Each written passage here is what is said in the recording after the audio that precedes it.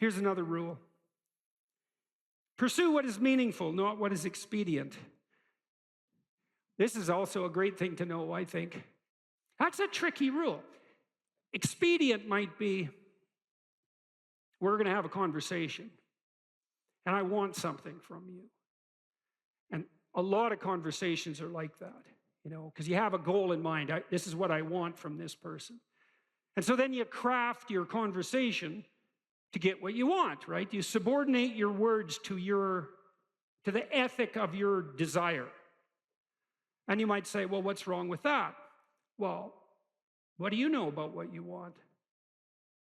Like, haven't you been wrong about that before? Or you might say, well, what's the alternative? Well, is there an alternative? Well, you have to want something from the person to even interact with them. It's like, no, you could want to see what happens. You could want to play. You could tell the truth. That's an interesting thing to do, because you don't know what's going to happen if you tell the truth, that's for sure. You could let go of what you want and just say what you think. And you could presume, and this is an act of faith too, that the truth does set you free, and that the truth that's spoken properly makes out of possibility the order that is habitable and good. And then you could just tell the truth, and you could see what happens, and that would be an adventure. And that's better than expediency, partly because maybe you're wrong about what you want. And you know that because you're kind of narrow and maybe narrowly self-serving from time to time, and your purview of the world isn't as wide as it could be, and you're a bit bitter, so you tend to be that narrowly selfish because of that. And so you want something from a conversation, and you bend and twist it to get it. It's like, fine, but maybe you'll get something you don't want. Or worse, you'll get something that's positively bad for you. That happens a lot.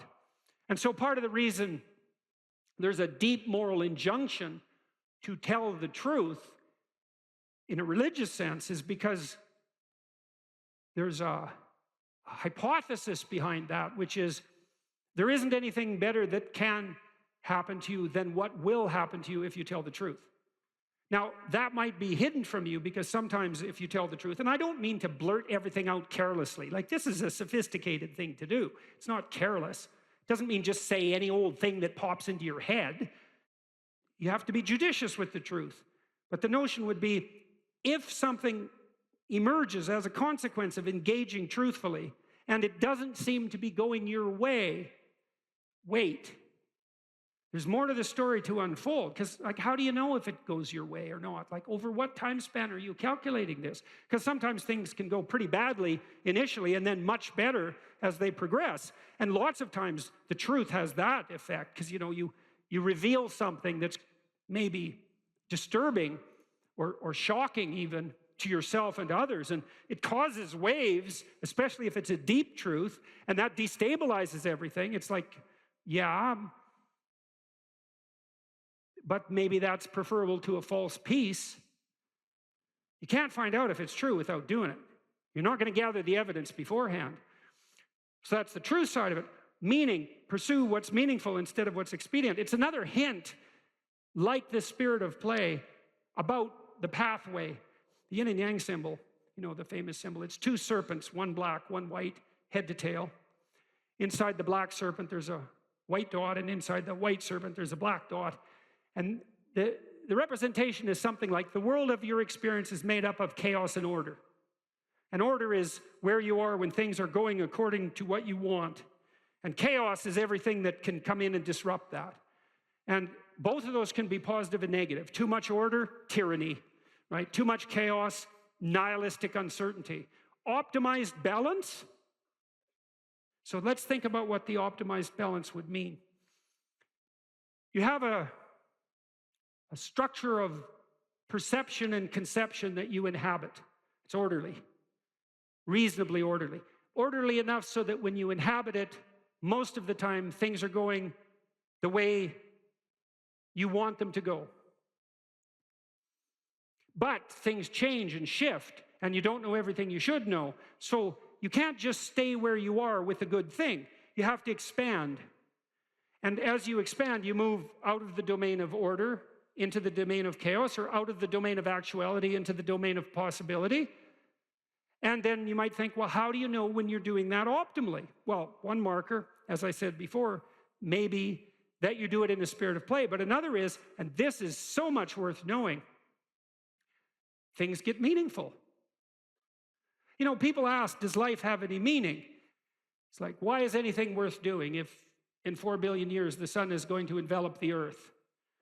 And the answer to that question is, that's a stupid question. And I can prove that in some sense. It's like, you're a mother and your baby's crying, and so you're going over there to do something about it. And someone comes along and says, why do you care if that baby's crying? You know, in 4 billion years, the sun is going to envelop the earth. And what's the right response to that? It's like, it's something like, go away. Are you out of your mind? And the answer to that question is yes, you are out of your mind. Of course, you can find a time frame or a spatial frame of reference that makes everything you do pointless. You know, it's like, what is this going to matter in 20 trillion years? Well, it's like, the only proper response to that is that's not a wise time frame. Imagine you're in a concert, you know, listening to some great music, and it's got you, you know, and someone taps you on the shoulder, and you know, this is going to come to an end. And well, what's your response? Like, go away.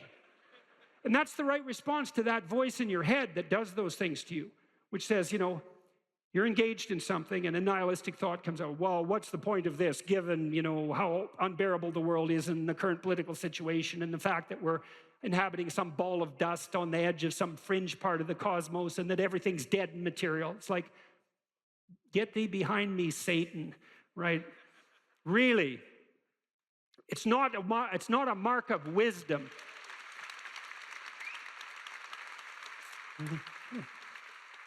It's not a mark of wisdom to let nihilistic, demonic voices steal your joie de vivre. That is not a mark of wisdom. And you might object, well, at least it's not naive. It's like, yeah, cynicism might be preferable to naivety, but it doesn't hold a candle to wisdom. And that's worth knowing too. Because once you've been hurt and you're cynical, there's no going back to naive. But there's no point in staying at cynical.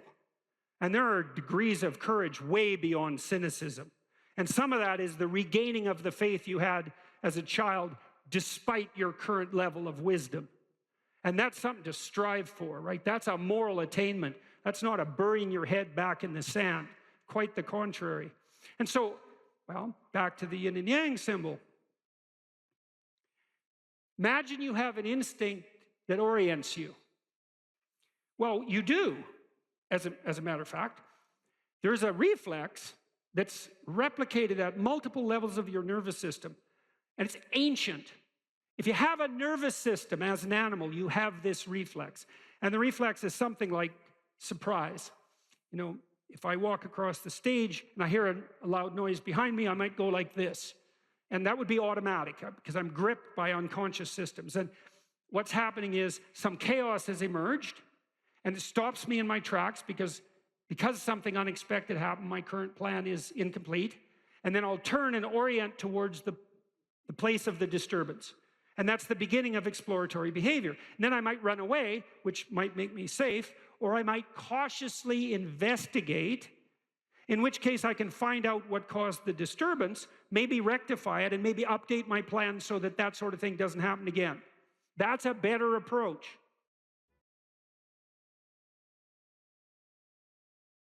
What sort of life would you have to have so that you could bear your suffering nobly? That's a good question to ask yourself. Now, and so we had people just write for 15 minutes. If you could have what you wanted and needed, what might that look like? And there's an instruction there too, is do it badly. Because what the hell do you know? And besides, your vision's going to change as you progress through your life. And so you're not going to get it done perfectly, but that's okay. Get it down. Get a rough first draft down, right? A rough approximation of who you could be if you got your act together. And not who other people think you should be, you know? Although that might enter into it because you don't want to be completely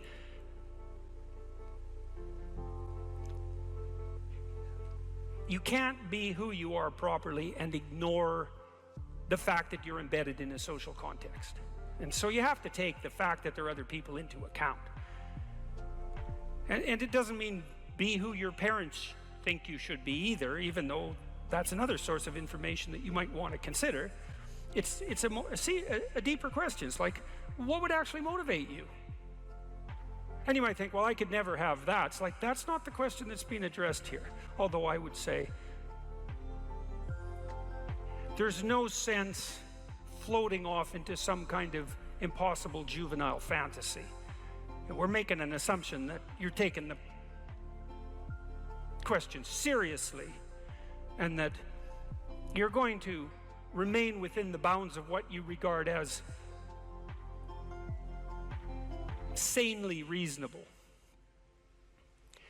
So that's the first part. Second part was the opposite of that. It's like, okay, now you've specified a goal, where the goal is, in some sense, both your character and your life. And you've specified that rather vaguely.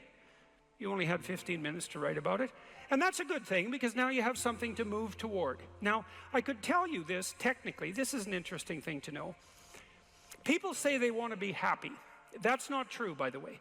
If you investigate what people mean when they say they want to be happy, they say, I just want to be happy. It's a very funny phrase. It's, what do you mean, just? Like, there isn't anything harder than that. So you can't just say just, that's all you want. You just want to be happy all the time. That's all it would take. It's like, good luck with that. That's not going to happen. So you can get rid of the just. And then, I want to be happy. Well, maybe. Actually, what people really mean when they say that is they don't want to suffer and be miserable. So really what they mean is they don't want to experience excess negative emotion. And you can find that out if you carefully question people and carefully analyze the answers. You find out they're actually more concerned about avoiding the catastrophic negative than living in a world of hedonistic delight. Now, you also find that while avoiding the catastrophic tragedy, they wouldn't mind having a little bit of hedonistic delight. And so some happiness is interleaved in there. Then you might ask yourself, to the degree that people do want hedonistic delight when they're being happy, what does happy mean? And you might think, well, happy means getting what you want. Happy is how you feel after Christmas dinner. It's like, no, that's asleep, right? That's content and asleep. Now, that's a form of contentment, but it isn't really what people mean when they say that they want to be happy. The happiness that people refer to when they talk about happiness has more to do with enthusiasm. And enthusiasm is an interesting word because it means, it's entheos. It means to be inspired. Inspired is in spirit. It means to be imbued with the Spirit. Well, enthusiastic is to be imbued with the Spirit of God, interestingly enough. And we'll return to that. When do you experience the positive emotion that's associated with happiness? The answer is, not when you've attained a goal, but when you're pursuing one. So you're set up. Your positive emotion is associated with movement forward. You could say that your positive emotion is the psychological equivalent of forward movement, just as your negative emotion is the psychological equivalent of freezing or retreating. And so your emotions are very tightly tied to your action. Freeze, retreat, negative. Advance towards a goal, positive. No goal, no positive emotion. Now, if you don't remember anything else from tonight, that's a good thing to remember. No goal, no positive emotion. A corollary of that as well is no goal, confusion. So no goal not only means no positive emotion, it also means confusion, and confusion means anxiety and dread. And so a life without a goal is confusing and hopeless. And that begs the question, what should the goal be? And that's partly what we're trying to establish. You wrote for 15 minutes, you try to develop a vision for your life.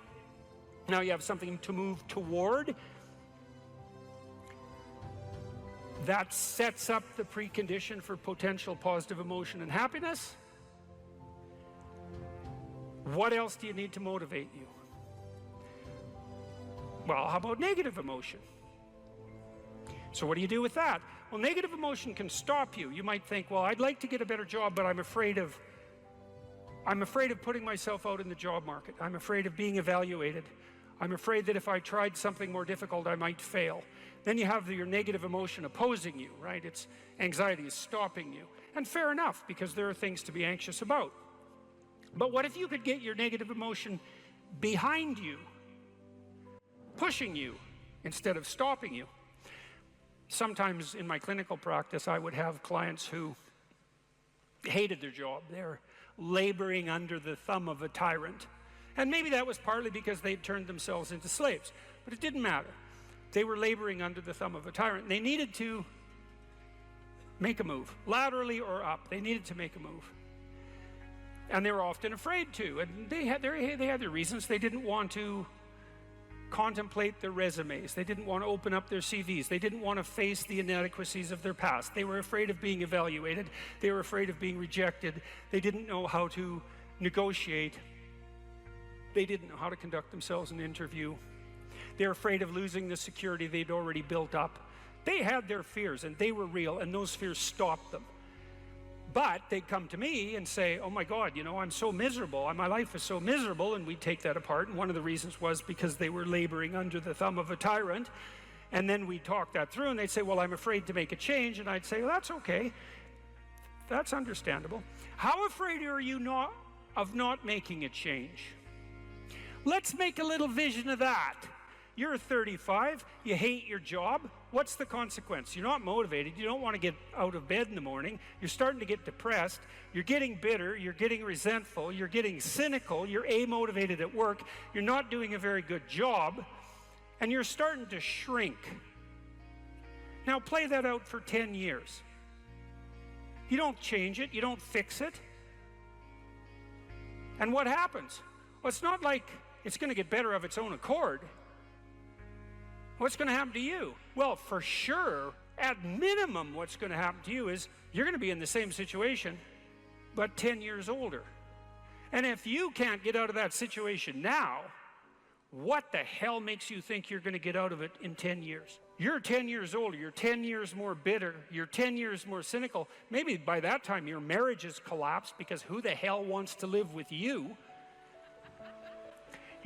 You're even more of a slave than you were because you've labored another 10 years under the thumb of the tyrant and stepped backwards every time you were asked to, so you got smaller and smaller as the tyrant got bigger and bigger. It's like, think about that, and that means imagine it. Imagine that, okay? Now that's the situation. You're stuck where you are, but it's 10 years from now. And when I say think of that, I mean imagine that. It's like really play it out. It's like, you know how miserable you are now? You're afraid of making the necessary changes, but you know how miserable you are now. Just imagine how miserable you could be in 10 years. And in all likelihood, what you'll find is that you're way more afraid of that than you are of whatever's stopping you in the present. It's really useful to know what your own particular brand of hell might be. And so one of the things we do in this writing exercise is have people do the reverse. Like, okay, so imagine now, 5 years from now, you've let whatever temptations you're particularly susceptible to have the upper hand. And they've augured you into the ground. You know, one person's an alcoholic, another person's a criminal, another person's living on the street, someone else is like skirting the edges of prostitution, somebody else is narcissistic and bitter, somebody else is depressed and anxious. You know where you would fall off the edge of the earth if you fell off in whatever direction you're prone to fall off. Everyone knows that, but we avoid that. You know, that's rule 3. Do not hide things in the fog. Is that the rule? Do not hide unwanted things in the fog. Yeah, well, we often won't allow ourselves to imagine the catastrophe that we're pursuing, let's say through inaction. That's a good thing to fix. So now you say, well, you think for 15 minutes, that's not very long, about who you could be and what you could have if you could have what you wanted, if you were who you could be. And then you think about what sort of hell you could produce for yourself if you didn't do that. And that's not a bad polarity. It's like, I'm going to get away from that and I'm going to move towards that. And then you have your negative emotion working for you and your positive emotion working for you. And that's a good gradient, and that's a great gradient emotionally, because as I said, you don't experience positive emotion except in relationship to a goal. And if you got a nice gradient on your goal pursuit, then that's going to increase the degree to which you feel positive emotion. And positive emotion, by the way, isn't just about being happy. That's the most trivial part of it in some sense. Positive emotion allows you to focus. It's the soul of concentration. It's the essence of enthusiastic motivation. When you say, I really want to do that, that statement is predicated on the existence of positive emotion. It's the fact that the goal beckons to you that makes you say, I want to do that. And you know how much easier it is to do something you want to do than to do something you don't want to do. And that ease is actually a consequence of the activation of the system that governs positive emotion. And you might ask yourself, well, how powerful a system is that? And I would say, well, almost all of the drugs of abuse that people are most prone to abusing are abused because they activate the positive emotion system. So cocaine, methamphetamine, heroin is also a painkiller, but it has a psychomotor stimulant element. That's the technical term for the pharmacological effect of pharmacological agents on the positive emotion system. Psychomotor stimulation, psychomotor because it's associated with movement forward. And cocaine is such a powerful drug because it makes you feel like you're doing something worthwhile. That's the system it hyperactivates. And so it's a primary system of motivation. It's as old as forward movement itself. It's a cardinal source of meaning. And it only manifests itself in relationship to a goal.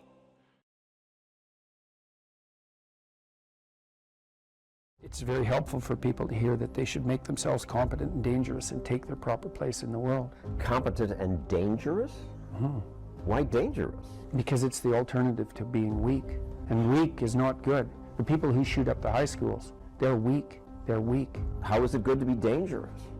Because it makes you formidable. And life is a very difficult process. And you're not prepared for it unless you have the capacity to be dangerous. That doesn't mean that you should be cruel. It doesn't mean any of that. There's a statement in the New Testament, the meek shall inherit the earth. But the meek isn't well translated. It means something more like, those who have swords and know how to use them but keep them sheathed will inherit the world. That's a way better way of thinking about it.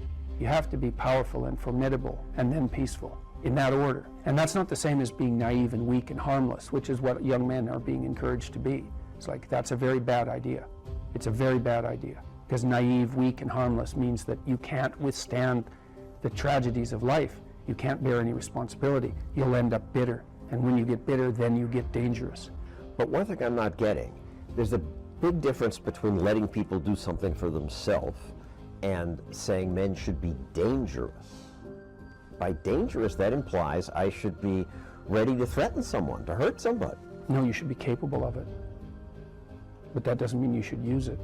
There's nothing to you otherwise. Like if you're not a formidable force, there's no morality in your self-control. If you're incapable of violence, not being violent isn't a virtue. People who teach martial arts know this full well, right? If you learn a martial art, you learn to be dangerous, but simultaneously you learn to control it. Both of those come together. And the combination of that capacity for danger and the capacity for control is what brings about the virtue. Otherwise you confuse weakness with moral virtue. I'm harmless, therefore I'm good. It's like, no. That isn't how it works. That isn't how it works at all. If you're harmless, you're just weak. And if you're weak, you're not going to be good. You can't be, because it takes strength to be good. It's very difficult to be good. People are afraid of the truth because often if you reveal it, it causes conflict in the moment. Telling the truth is definitely an adventure. Seeking for sure, but also telling. Another way of going about it is to just say what you think and see what happens. That's an adventure, because you don't know what the outcome is going to be. So, look, there's this old idea that it's necessary to have faith in the truth. And so here's a way of thinking about that. Someone asks you a question, and you might think, well, here's the outcome I want, and so here's how I'm going to answer that question. So that's one way of approaching it. But another way of approaching it is, you ask me a question, I'm going to think about the answer, and I'm just going to tell you what I think. And it doesn't matter what the outcome is, because I'm willing to see what the outcome will be, predicated on the idea that there isn't a better outcome than the one that truth produces. Even if it's harsh and terrible in the short term, and sometimes it is, it's like there isn't a better way of doing it. Now, you might say, well, how do you know that? And the answer is, well, I don't know that. That's why it's an article of faith, because I believe, and I believe this deeply, the being that you produce as a consequence of telling the truth is good, by definition, even though it's harsh and often uncomfortable, because you get in trouble. One of the things that I've really learned recently, or learned to articulate better, is that there's a very tight relationship between aspiration and responsibility. The first question might be, do you need to aspire to something? And the answer is, well, yes, because you have to do something. If you just sit there, you'll die. You can't just sit there. You have to go act out in the world. Okay, so act towards what? Well, that's whatever your aspiration is. You have to have an aim. Okay, well, what should the aim be? Well, it should be something worth doing, let's say. Why do something that you don't feel is worth doing? What do you think's worth doing? Well, if you watch other people and you judge when they're doing something worthwhile, you usually judge them positively if you see that they're taking responsibility, at least for themselves. But do you want to be completely useless so other people have to take care of you? That's pretty pathetic. And maybe you could get your act together so you're taking care of yourself and your family. And maybe you could even do better than that and take care of yourself and your family and your community. Well, good for you. That's responsibility, and that's an aim. Well, here's one of the things that's cool about that, is that your life doesn't have meaning without aspiration or an aim. Okay, so you need a hierarchy of values. There's got to be something at the top. It's got to be something important. If you don't have that, your life doesn't have any meaning. So if you criticize the hierarchy, or even the idea of hierarchy, you destroy the idea of aspiration, and then people have nothing. Well, that's not helpful. People are built for a struggle, and they're built for a weight, and you want to take on a heavy burden voluntarily. See if you can put yourself together. See what you can do out in the world while you're waiting to die. It's an all-in game. It better be worthwhile. You need a family, you need friends. Like, you don't need to have all these things, but you better have most of them. Family, friends, career, educational goals, plans for, time outside of work, attention to your mental and physical health, etc. That's what life is about. And if you don't have any of those things, well, then all you've got left is misery and suffering. So that's a bad deal for you. So, number one, specify your damn goals, because how are you going to hit something if you don't know what it is? That isn't going to happen. And often people won't specify their goals too, because they don't like to specify conditions for failure. So if you keep yourself all vague and foggy, which is real easy, because that's just a matter of not doing as well, then you don't know when you fail. And people might say, well, I really don't want to know when I fail, because that's painful, so I'll keep myself blind about when I fail. That's fine, except you'll fail all the time then.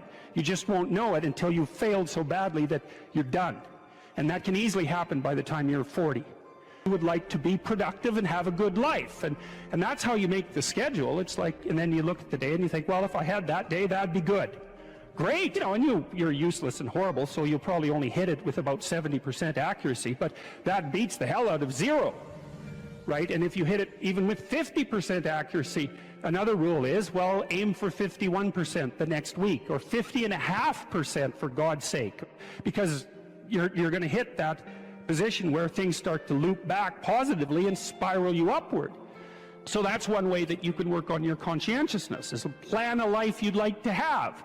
And you do that partly by referring to social norms. That's more or less rescuing your father from the belly of the whale. But the other way you do that is by having a little conversation with yourself about, as if you don't really know who you are, because you know what you're like. You won't do what you're told. You won't do what you tell yourself to do. You must have noticed that. It's like you're a bad employee and a worse boss, and both of those work for you. You don't know what you want to do, and then when you tell yourself what to do, you don't do it anyways. But, my point is that you have to understand that you're not your own servant, so to speak. You're someone that you have to negotiate with. And you're someone that you want to present the opportunity of having a good life to. And that's hard for people, because they don't like themselves very much. They're always like cracking the whip and then procrastinating, and cracking the whip and then procrastinating. And it's like, God, it's so boring. And such a pathetic way of spending your time. And you know what that's like, because you probably waste like 6 hours a day. What you do now is going to multiply its effects in the future. So, and you need to know what your damn time is worth. One of the things you should be asking yourself is, when you spend an hour, was that, well, would have I paid someone $50 to have had that hour? And if the answer is no, it's like, well, maybe you should do something else with your time. And it depends on whether or not you think that your time's worthwhile. But the funny thing about not assuming that is, if you assume your time isn't worthwhile, what happens is you don't just sit around sort of randomly in a state of responsibility-less bliss. What you do is you suffer existentially. Someone who is incapable of cruelty is a higher moral being than someone who is capable of cruelty. And I would say, and this follows Jung as well, that that's incorrect, and it's dangerously incorrect, because if you are not capable of cruelty, you are absolutely a victim to anyone who is. And so part of the reason that people go watch anti-heroes and villains is because there's a part of them crying out for the incorporation of the monster within them, which is what gives them strength of character and self-respect, because it's impossible to respect yourself until you grow teeth. And if you grow teeth, then you realize that you're somewhat dangerous, or maybe somewhat seriously dangerous, and then you might be more willing to demand that you treat yourself with respect and other people do the same thing. And so that doesn't mean that being cruel is better than not being cruel. What it means is that being able to be cruel and then not being cruel is better than not being able to be cruel.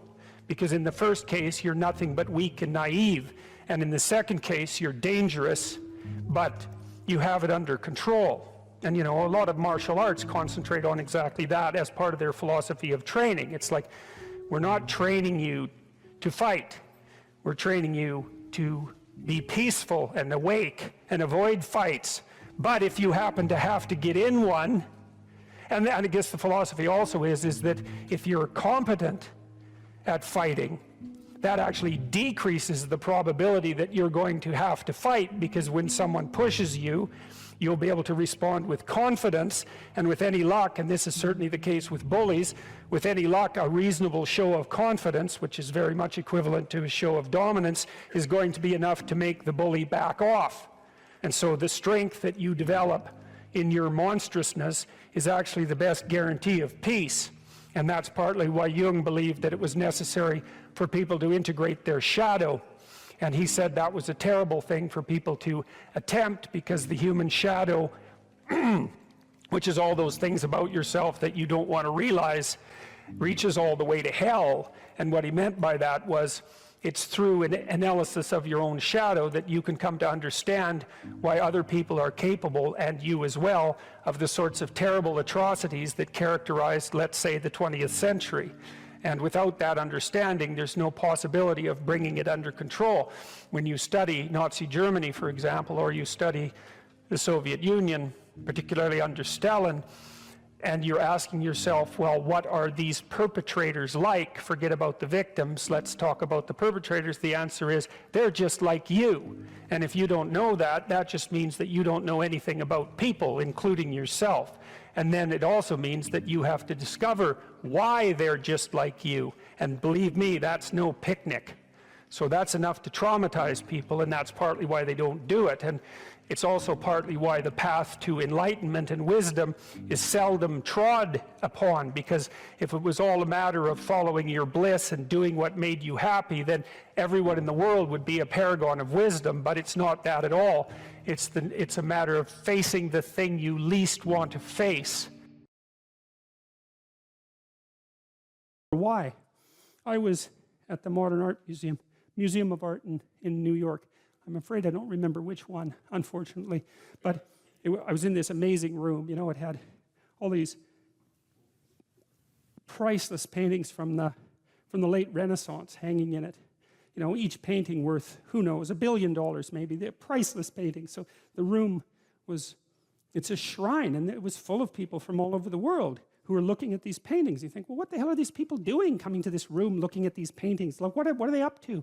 One of them was a painting of the Assumption of Mary, right? Brilliantly composed. And there was all these people looking at it. And I thought, well, what are they doing? They don't know what that means. Like, why are they looking at that painting? Why is it in this room? Why does it cost $1 billion? Why is that painting worth so much? And the answer to that is, well, we don't really know. Like, it happened. They're sacred objects in some sense, and we gaze at them in ignorance and wonder. And the reason for that is that the unknown shines through them at us and in partially articulated form. And so,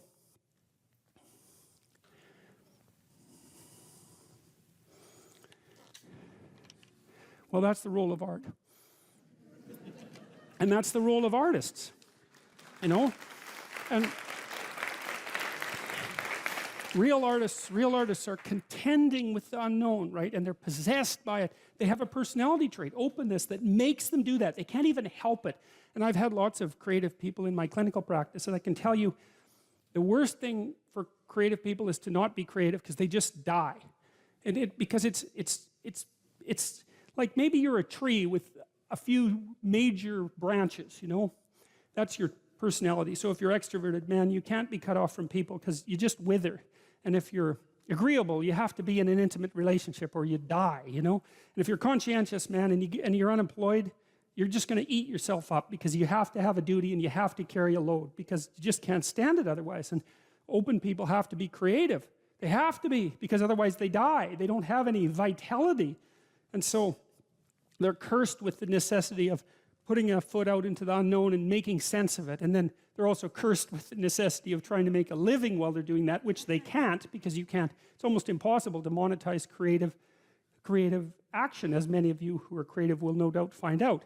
It's very, very frustrating. It's not that creative action is without value, right? Because the creative people are entrepreneurs, and the creative people revitalize cities, and the creative people make things magnificent and beautiful. You think about what's happened in Europe over the last 1,000 years, say 2,000 years, this amazing, unbelievable collaboration to make things so beautiful that they're jaw-dropping when you walk into them. And you think about the economic value of that, right? I mean, I think it's either France or Spain that's the most visited country in the world. It's one of those two. I think there's more tourists in France than there are people most of the time.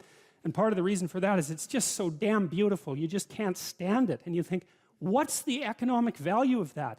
It's absolutely incalculable. And what's interesting too is that you build that beauty in, and then the farther away you get from it in time, the more valuable it becomes, right? Instead of decaying, it has exactly the opposite effect. Its value magnifies. And one of the things that I'm deeply ashamed of as a Canadian is that our sense of beauty is so underdeveloped. We're so primitive. It's not even primitive, that's the wrong word, because, you know, I don't know what it is. It's second rate. It's second rate at least. It's terror too, because people are afraid of beauty. But the idea that art is, the conservatives really have a problem with this in particular, because conservative people tend not to be that creative. And it's a mystery by temperament. It's a mystery to me, because they should be concerned with economic development, and beauty is so unbelievably crucial to economic development that it just yells out at you, you know?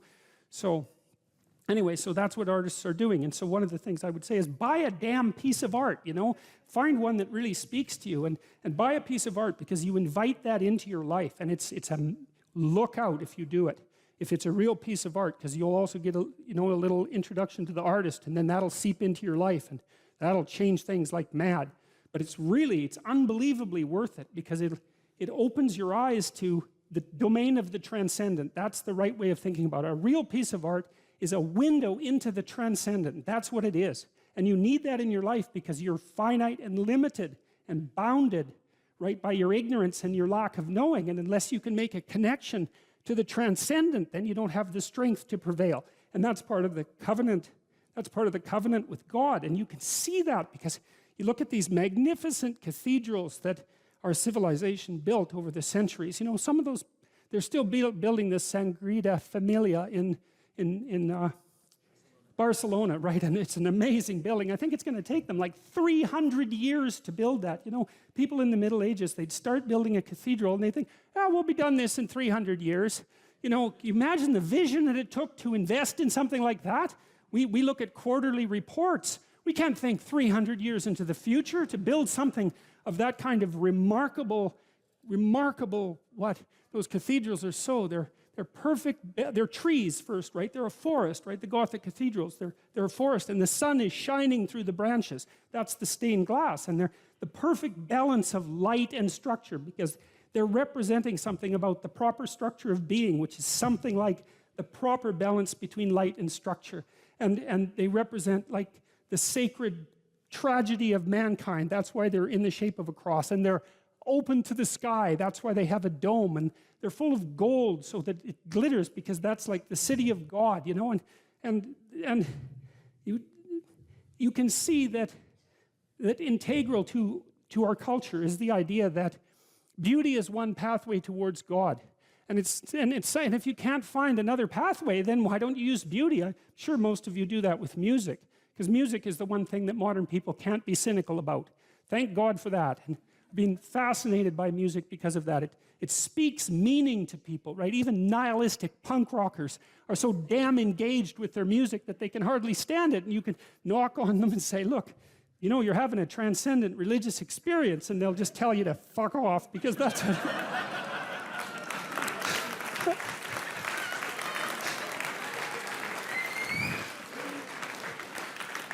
Because that's what punk rockers have to do, but but that's still what's happening, you know. I mean, it's still what's happening. So, okay, so I got into all that because I was talking about the Bible as literature, you know, and trying to lay out, because we need in our culture to justify the arts, and you have to. I don't want to do that by talking about high culture, talking about something abstract and evanescent. That's the wrong way to go about it. This is vital. You know, like one of the things that's really interesting about the University of Toronto is that the one side of the campus where we are is beautiful, medieval cathedral, and the other side is god-awful factory. And, you know, and the thing is, the attitude towards knowledge has paralleled that architectural transformation. You know, at one point, the humanities, let's say, were a sacred endeavor, and so was the art of being educated in the university, and that's turned into, like, mass factory, and that's reflected in the architecture. This isn't accidental. None of this happens by random chance, you know. It's not like there's a conspiracy or anything, because there isn't, but that doesn't mean that these things aren't tangled together, and the loss of beauty in the universities is a catastrophe, because without that beauty, there's no call to higher being. You know, this is also why, you know, I've mentioned to people that they should clean up their rooms. That's become quite the internet meme. But I'm really serious about it, because it's really hard to do that. And I've been cleaning up my room, by the way, for about 4 months now, because my life was thrown into such a catastrophe, and also we were renovating. And so, but it isn't just that you clean it up, you also make it beautiful. And it's really hard to make something beautiful. And it's really worthwhile. And what's really cool is if you learn to make something beautiful, even one thing, if you can just make one thing in your life beautiful, then you've established a relationship with beauty. And then you can start to expand that relationship with beauty out into the world, like into other elements of your life. And that is so worthwhile. It's just incredibly, crazily worthwhile. And that's an invitation to the divine. You know, you have to be daring to do that. And people are terrified of it. People are terrified of color. They paint their walls beige.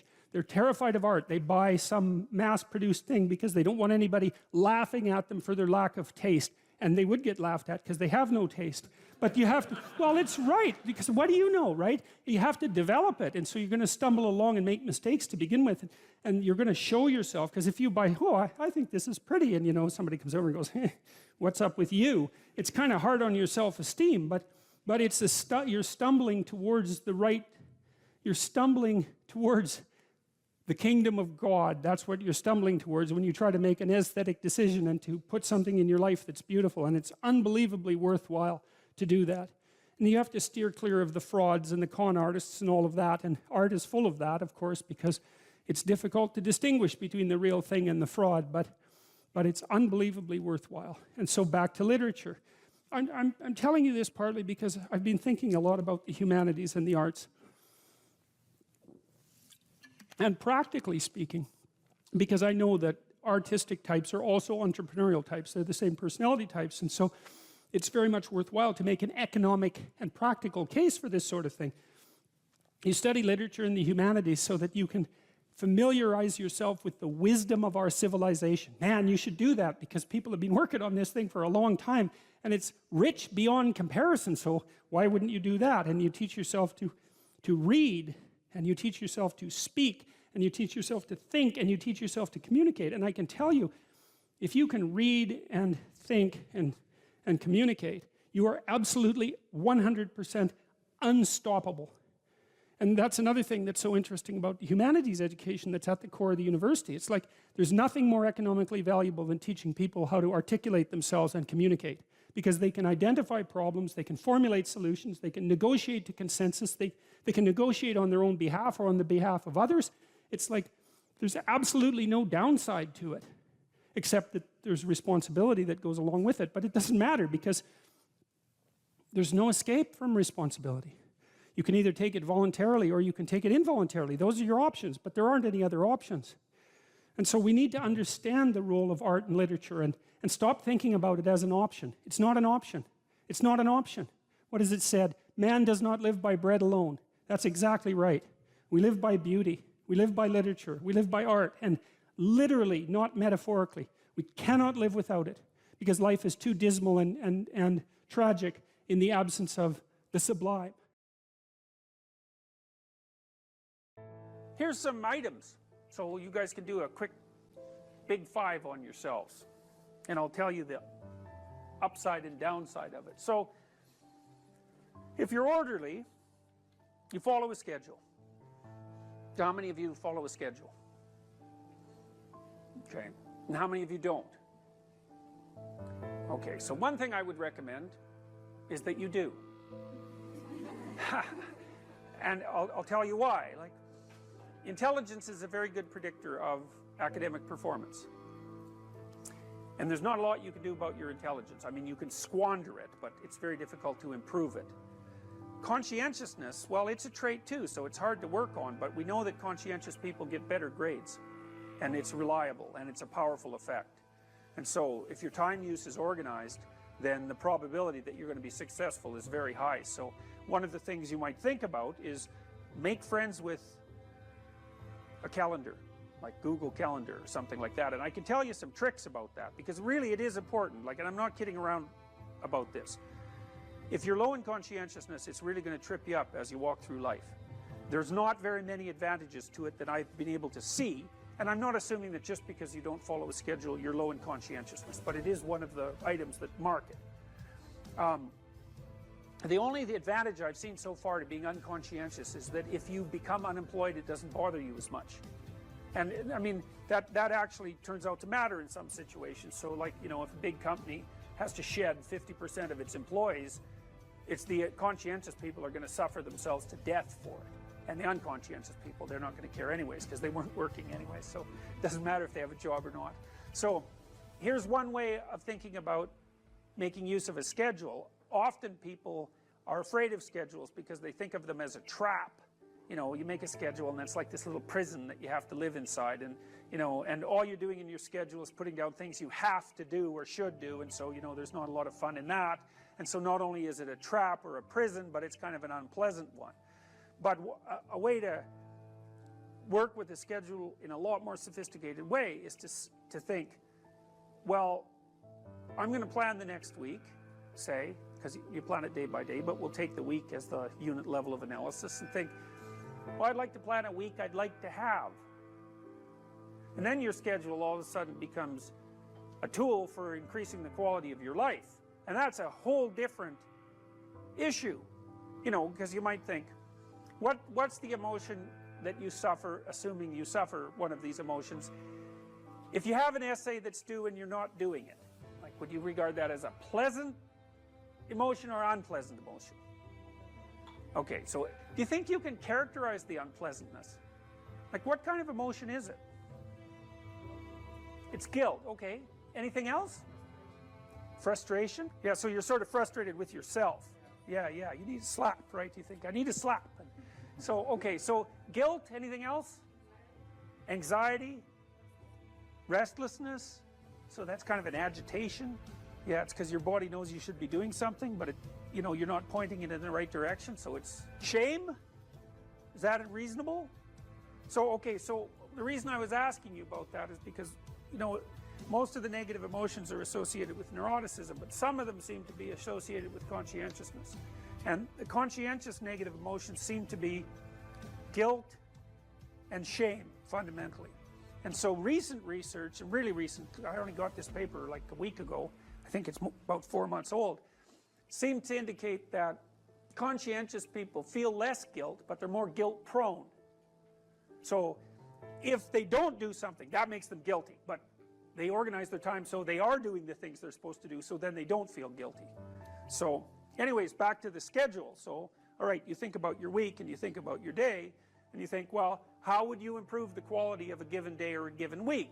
Well, one of the ways of improving it is to not put yourself into the situation where there are things hanging over your head that you have to feel guilty and ashamed about, because that's a very unpleasant way of being. And you know, if you have an essay that's due in a week and you're procrastinating, then the fact that you have to do that essay can ruin the whole week.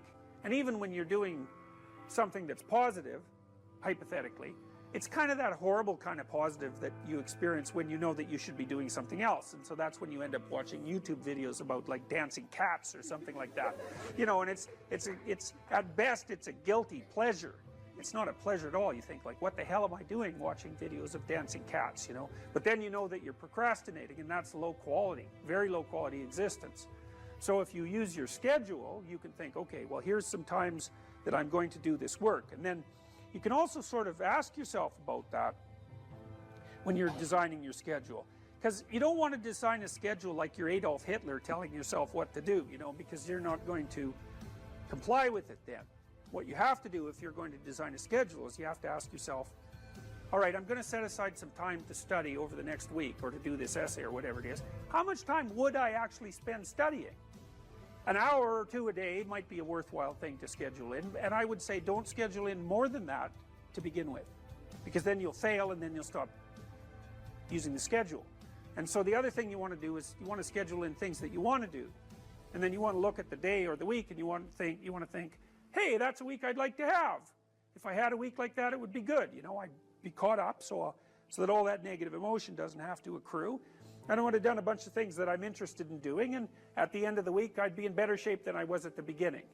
And if you treat a schedule like that, so that what you're using it is to design the days and weeks that you want to have, instead of using it as this little, you know, jail that you have to put yourself in that you're not going to do anyways, then you can learn to use them. And that's one thing you can do to make yourself more industrious, more conscientious. Follow a schedule.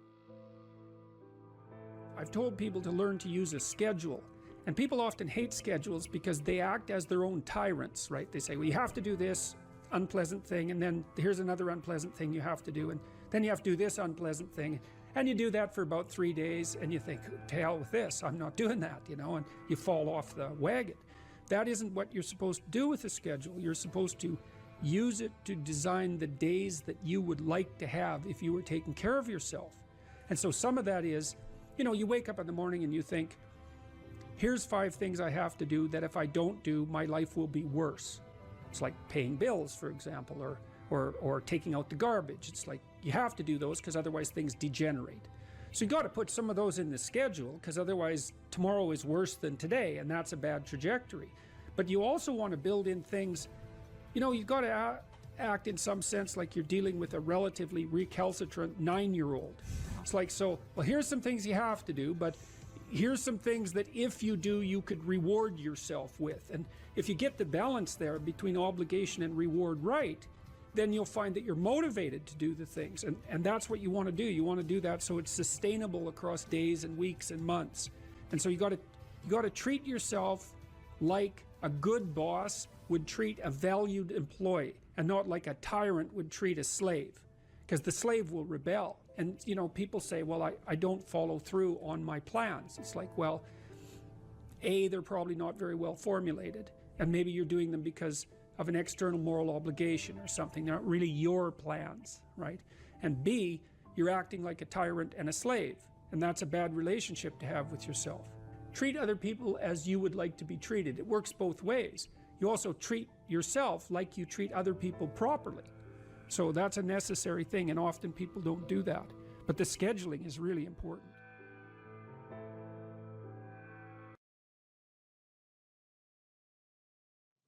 Okay, well, that's another issue in some sense that seems to make the postmodernist critique even more correct. How in the world are you going to extract out a canonical interpretation of something like that? It's like it's not possible. But here's the issue, as far as I can tell. So the postmodernists extended that critique to the world. They said, look, well, a text is complicated enough. You can't extract out a canonical interpretation. What about the world? The world's way more complicated than a text, and so there's an infinite number of ways that you can look at the world. And so how do we know that any one way is better than any other way? And that's a good question. Now, the postmodern answer was we can't. And that's not a good answer, because you drown in chaos under those circumstances, right? You can't make sense of anything. And that's not good, because it's not neutral to not make sense of things. It's very anxiety-provoking. It's very depressing, because if things are so chaotic that you can't get a handle on them, your body defaults into emergency preparation mode, and your heart rate goes up, and your immune system stops working, and like you burn yourself out. You age rapidly because you're surrounded by nothing you can control. That's an existential crisis, right? It's anxiety-provoking and depressing, very hard on people. And even more than that, it turns out that the way that we're constructed neurophysiologically is that we don't experience any positive emotion unless we have an aim and we can see ourselves progressing towards that aim. It isn't precisely attaining the aim that makes us happy. As you all know, if you've ever attained anything, because as soon as you attain it, then the whole little game ends. Then you have to come up with another game, right? So it's Sisyphus. And that's okay, but it does show that the attainment can't be the thing that drives you, because it collapses the game. That's what happens when you graduate from university. It's like you're king of the mountain for one day, and then you're like surf at Starbucks for the next 5 years, you know? So, yeah. So what happens is that human beings are weird creatures, because we're much more activated by having an aim and moving towards it than we are by attainment. And what that means is you have to have an aim, and that means you have to have an interpretation. And it also means that the nobler the aim, that's one way of thinking about it, the better your life. And that's a really interesting thing to know, because, you know, you've heard ever since you were tiny that you should act like a good person, and you shouldn't lie, for example. And you might think, well, why the hell should I act like a good person, and why not lie? I mean, even a 3-year-old can ask that question, because smart kids learn to lie earlier, by the way. And they think, well, why not twist the fabric of reality so that it serves your specific short-term needs? I mean, that's a great question. Why not do that? Why act morally? If you can get away with something, and it brings you closer to something you want, well, why not do it? These are good questions. It's not self-evident. Well, it seems to me tied in with what I just mentioned. It's like, you destabilize yourself and things become chaotic. That's not good. And if you don't have a noble aim, then you have nothing but shallow, trivial pleasures, and they don't sustain you. And that's not good, because life is so difficult, it's so much suffering, it's so complex. It ends, and everyone dies, and it's painful. It's like, without a noble aim, how can you withstand any of that? You can't. You become desperate, and once you become desperate, things go from bad to worse very rapidly when you become desperate. And so there's the idea of the noble aim, and it's not something, it's something that's necessary. It's the bread that people cannot live without, right? That's not physical bread. It's the noble aim. And what is that? Well, it was encapsulated in part in the story of Marduk. It's to pay attention. It's to speak properly. It's to confront chaos. It's to make a better world. It's something like that. And that's enough of a noble aim so that you can stand up without, you know, cringing at the very thought of your own existence, so that you can do something that's worthwhile to justify your wretched position on the planet. So now the literary issue is that, so look, you take a text, you can interpret it a variety of ways, but that's not right. This is where the postmodernists went wrong, because what you're looking for in a text, and in the world for that matter, is sufficient order and direction. So then we have to think, well, what does sufficient order and direction means? Well, you don't want to suffer so much that your life is unbearable, right? That just seems self-evident. Pain argues for itself. I think of pain as the fundamental reality, because no one disputes it, right? I mean, even if you say that you don't believe in pain, it doesn't help when you're in pain. You still believe in it, right? You can't pry it up with logic and rationality. It just stands forth as what the fundament of existence, and that's actually quite useful to know. Say, well, you don't want any more of that than is absolutely necessary. And I think that's self-evident. And then you say, well, wait a minute, it's more complicated than that.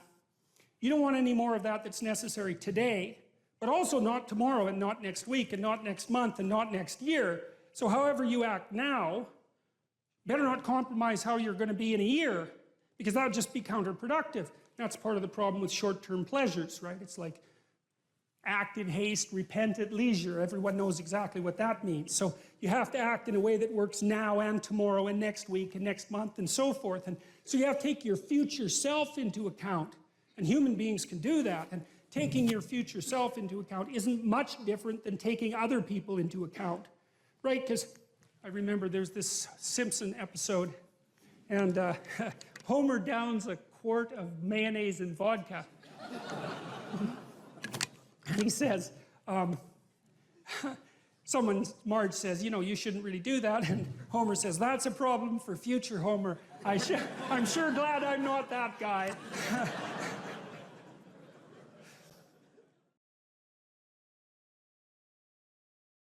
You have to be tough as a damn boot to be good, because you have to stand your ground when you need to stand your ground, and you have to be able to say no when it's time to say no, and you have to mean it. And so then you have to think and plan strategically so that when you're going to say no, you can mean it and it will stick. You know, and that takes a certain amount of integrated malevolence, I would say. And once it's integrated, it's not malevolence, it's strength. It's strength of character. It's the ability to stand your ground. And you have to cultivate that. And you cultivate that at least in part by telling the truth. And so you take your place in the world as a decent person and as a decent citizen, and you play the hierarchical game properly. And that is to stand up straight with your shoulders back. It's like the world's an onslaught. You've got the tyranny of culture to deal with. You've got the catastrophe of nature. You've got your own damn malevolence and ignorance, right? All coming at you, plus the incredible, complicated, indeterminate potential of the future. That's all coming at you, and it's all your responsibility. And you can cringe away from it and be afraid of it and be victimized by it and be bitter and cynical about it. And no wonder, because it can be painful. Or you can turn around and you can say, man, bring it on, because there's more to me than there is to the catastrophe. And this is what I discovered from looking at what I looked at. I looked at the darkest things I could look at, really, for 30 years. I was really a lot of fun to be around, I can tell you. I looked at the darkest things that I could think of, right? Not only what happened in Auschwitz and what happened in the Gulag, but personal issues. You know, it's like I wasn't so much interested in the totalitarians as a group. I was interested in the people who undertook the terrible acts that the totalitarians required. You know, the people who, I was just rereading Ordinary Men, and it was a story about a police battalion in Poland that trained ordinary policemen to take naked pregnant women out into the fields and shoot them in the back of the head. It takes a lot of training, by the way, before you can bring yourself to do that. And you aren't the same person by the end of it. It's pretty goddamn horrific. You know, and I was trying to figure out, what would it be like to be that person? Because we are that person. And then what would it be like to not be that person, right? To refuse to do that, to not participate in that. You know, and what I discovered by making that totalitarian proclivity personal was that there's more to us than there is to the horror. As nature is, bent on our destruction, bad as culture is, tyrannical and bloody back as far as you can look, as malevolent as you are in the darkest part of your heart, and that's plenty malevolent. The possibility that's within you that can well up, the courage and the truth and the ability and the skill and the willingness to set things right, if you are willing to set them right, is more powerful than all of that. And so it's so interesting. It was proof for me of an old saying I read from Carl Jung. It's an alchemical motif, in sterquilinus inventur, which is what you most want to be found will be found where you least want to look, essentially. And it's so interesting because it means that if you're willing to turn around and to stand up straight, and face the darkness like fully, what you discover at the darkest part is the brightest light. And that's something that's so much worth discovering, because there's going to be terrible darkness in your life. And it's going to make you cynical and bitter. And it could easily be that you're just not looking at it enough.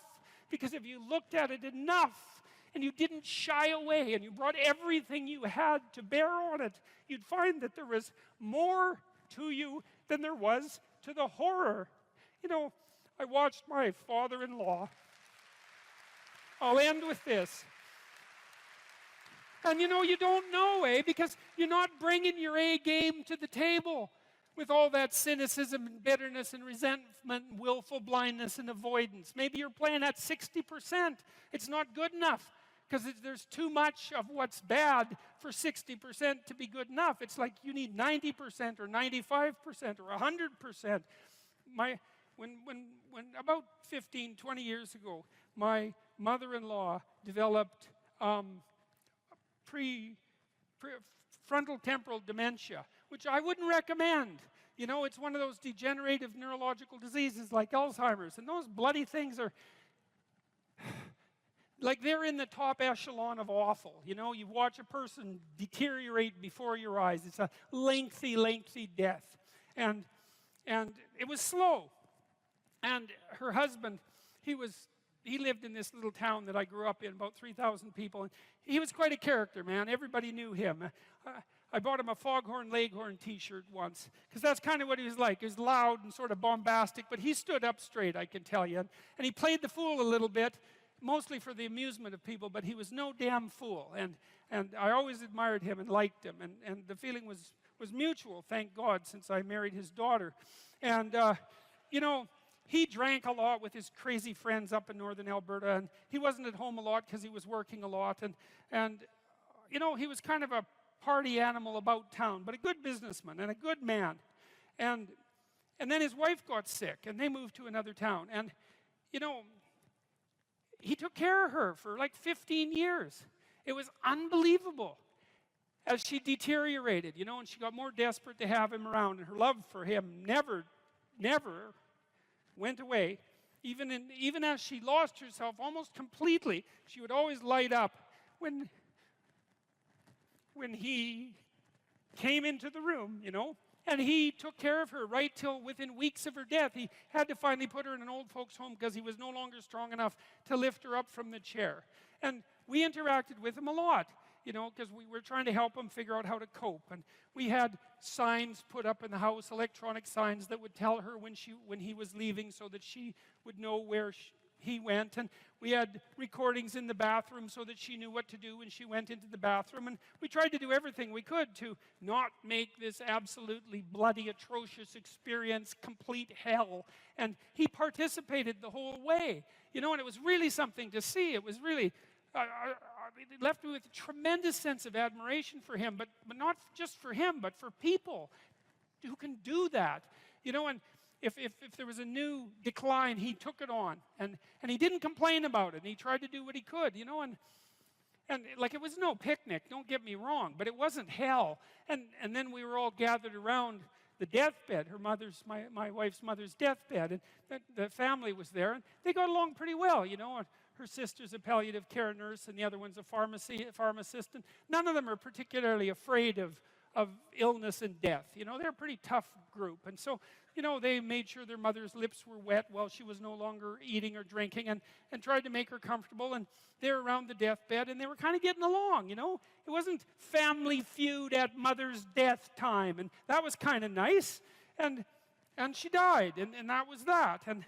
But it wasn't just that, because the fact that the family had coped with it well and nobly and honorably, I would say, brought them together. They were closer afterwards than they were before. And they all had more respect for their father. And then in the old folks' home, he met another woman who had a husband there who had Alzheimer's, and they got to know each other, you know, and he died after a while, and she died after a while, and then a few months later they started going out, and then eventually they had a relationship, and now they live together, and so he gained something. Like, it wasn't that he replaced what he lost, you know what I mean? Because he still has pictures of his wife up in his house, and she was the love of his life, and that's not going away. But, you know, his family respected him more, and everybody pulled together more, and it wasn't hell at the deathbed, it was just tragedy, and the family pulled together more. And that was a good example of how you can extract at least a certain amount of light out of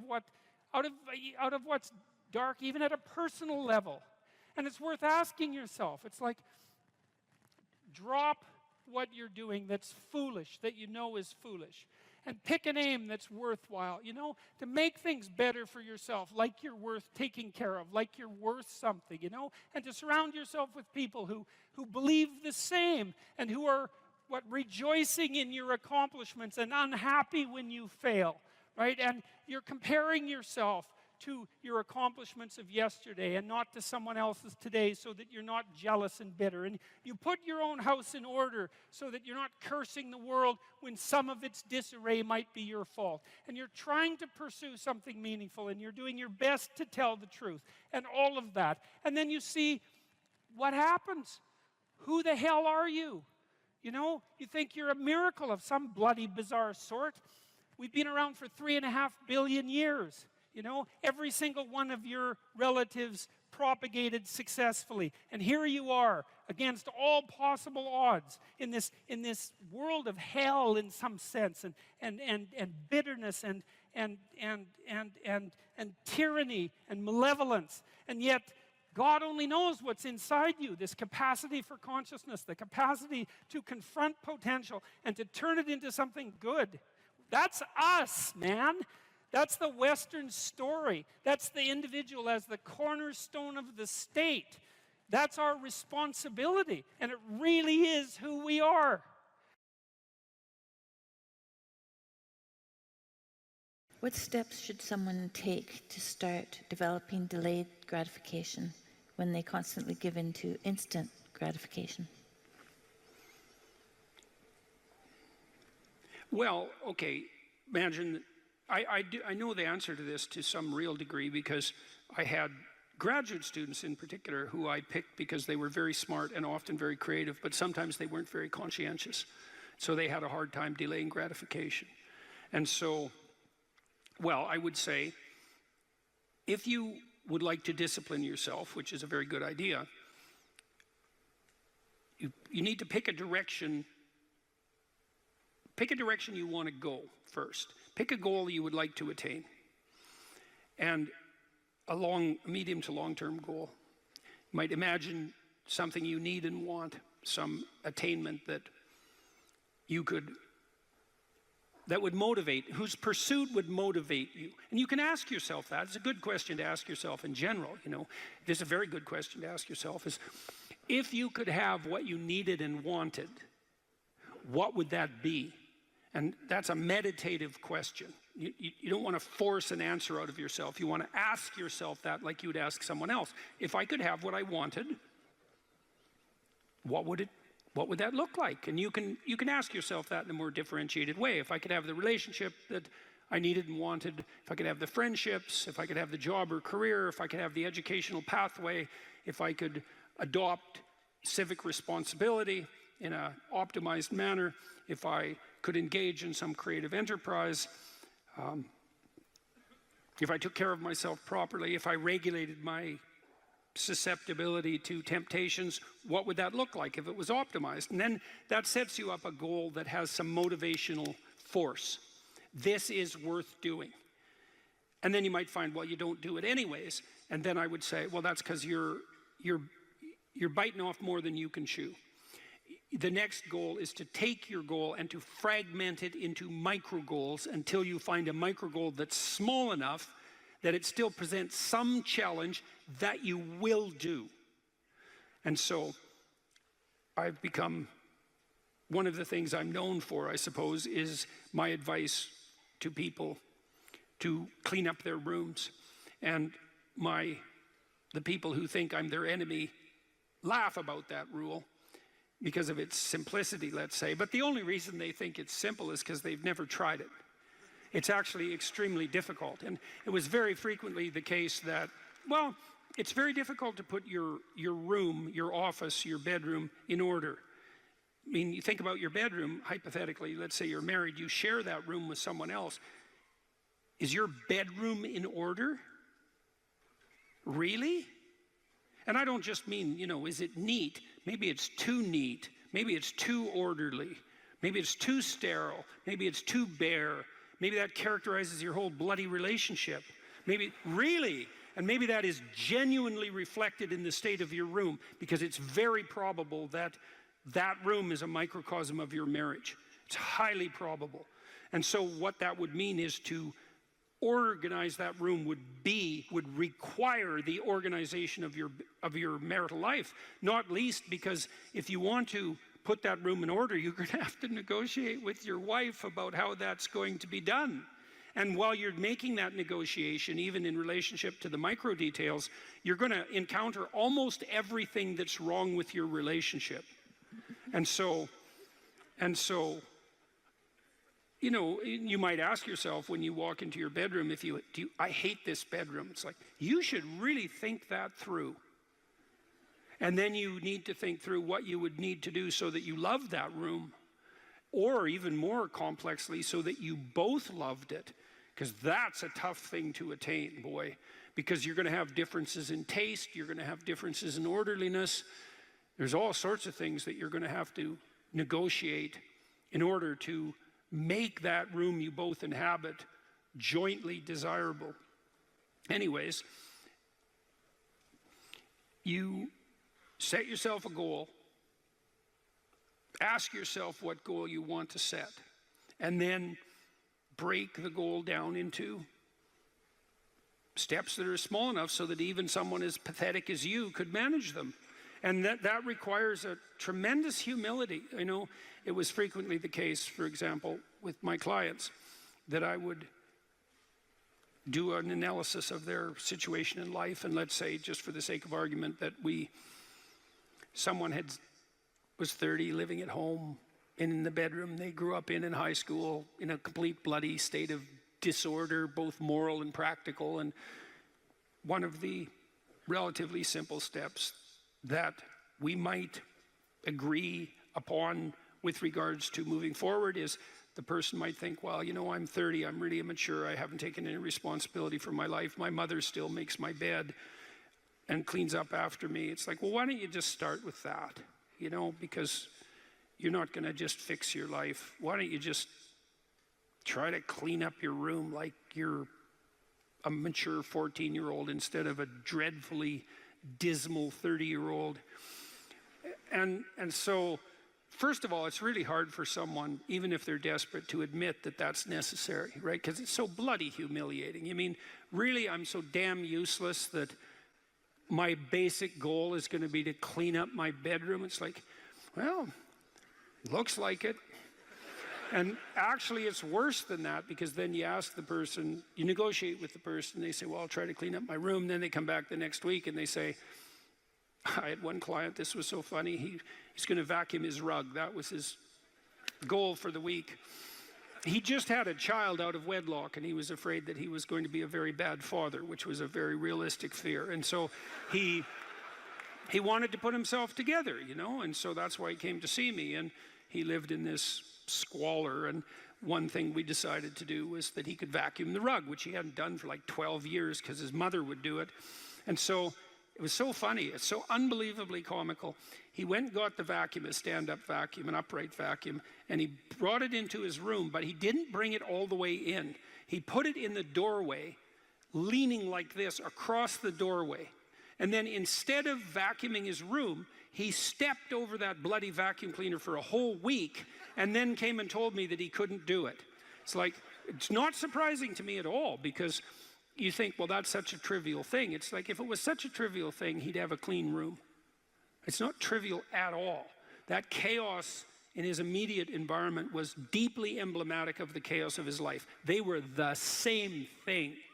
And so for him to even begin the process of bringing order to chaos, which is a divine process, by the way, and the highest moral requirement, he had to be willing to face the catastrophe, the chaotic catastrophe of his life.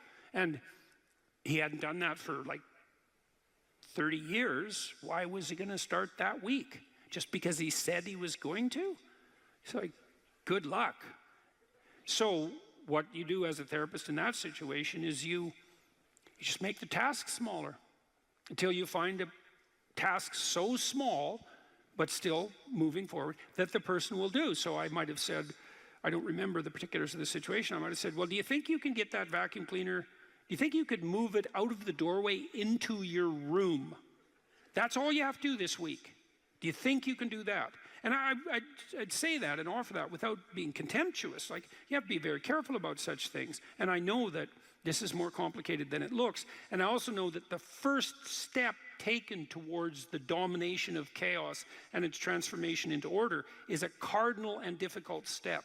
And so you can make it small, and that's fine, it'll still work. So I might say, well, just move the vacuum cleaner inside your room. And then I would also say to someone in that situation, don't do more than that.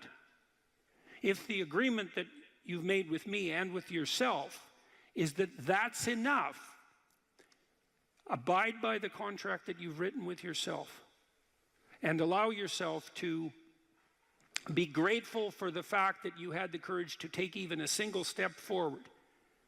And don't push your bloody luck, because maybe you'll have a brief fit and vacuum the whole rug, and then you'll be so annoyed at how you've destabilized your entire life that you'll redouble your attempts to make a mess, and the place will be more like hell than ever for 2 months.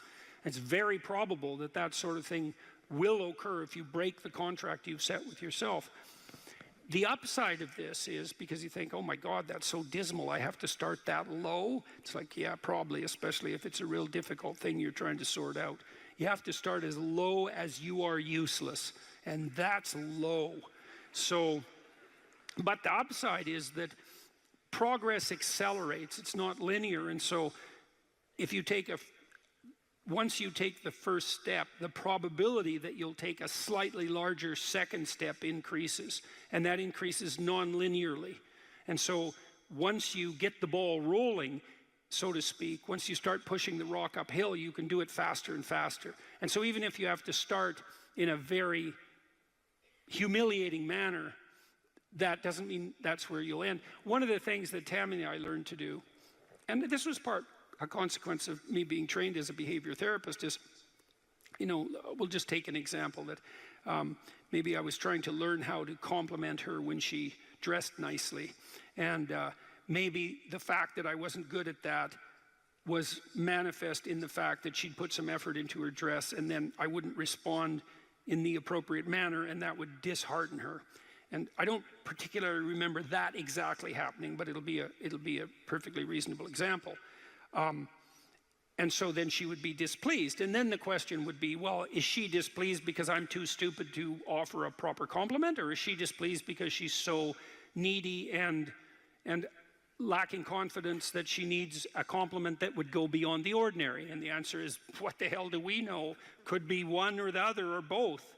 And so what's a possible solution to that? And one possible solution would be, okay, if you do put some effort into your appearance, or I do, we could reverse the situation, but if you put some effort into your appearance, and you would like to hear from me exactly the words that would reward you for doing that and provide you with the confidence to attempt it again in the future, what would those words be?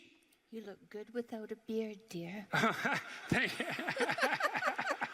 Thank you. You're welcome. Yeah. Very funny. Very funny.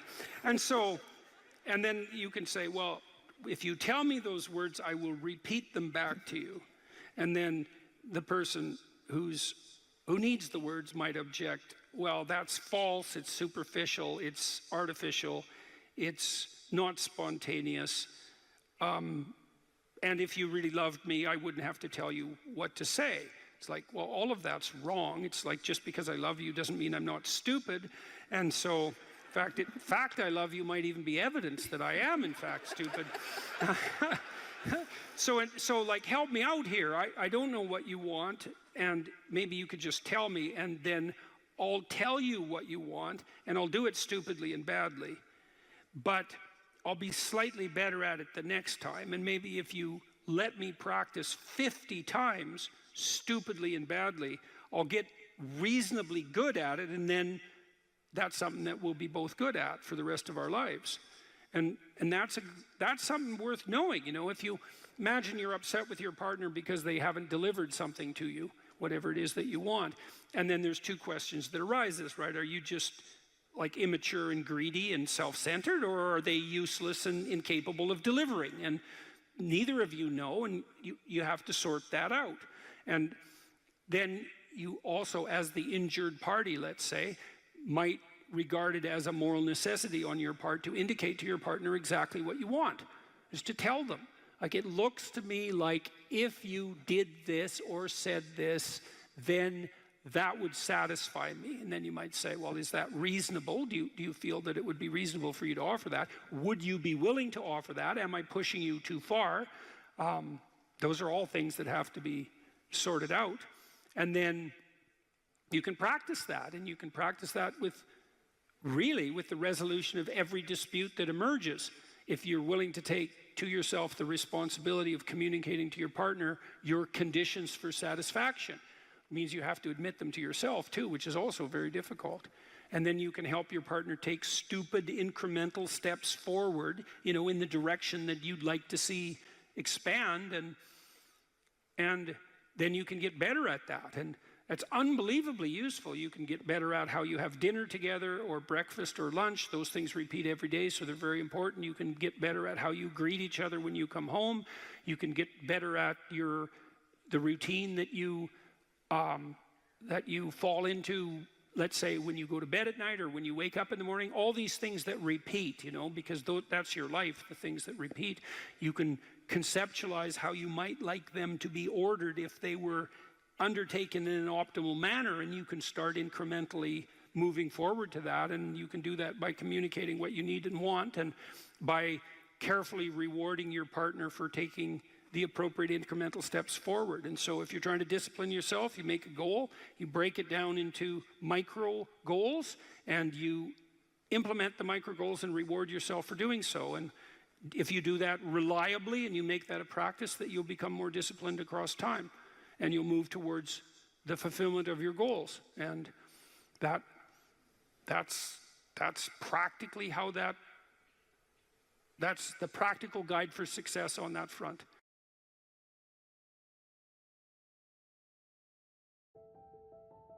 What emotion do you feel when you're going to approach someone you're very attracted to, and there's an extremely high probability that she's going to tell you to disappear? Right, exactly, absolutely, because it's a real judgment, right?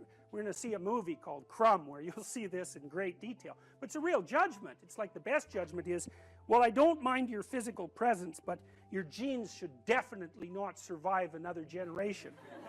Right, and that's sort of generally translated into, I think we should just be friends.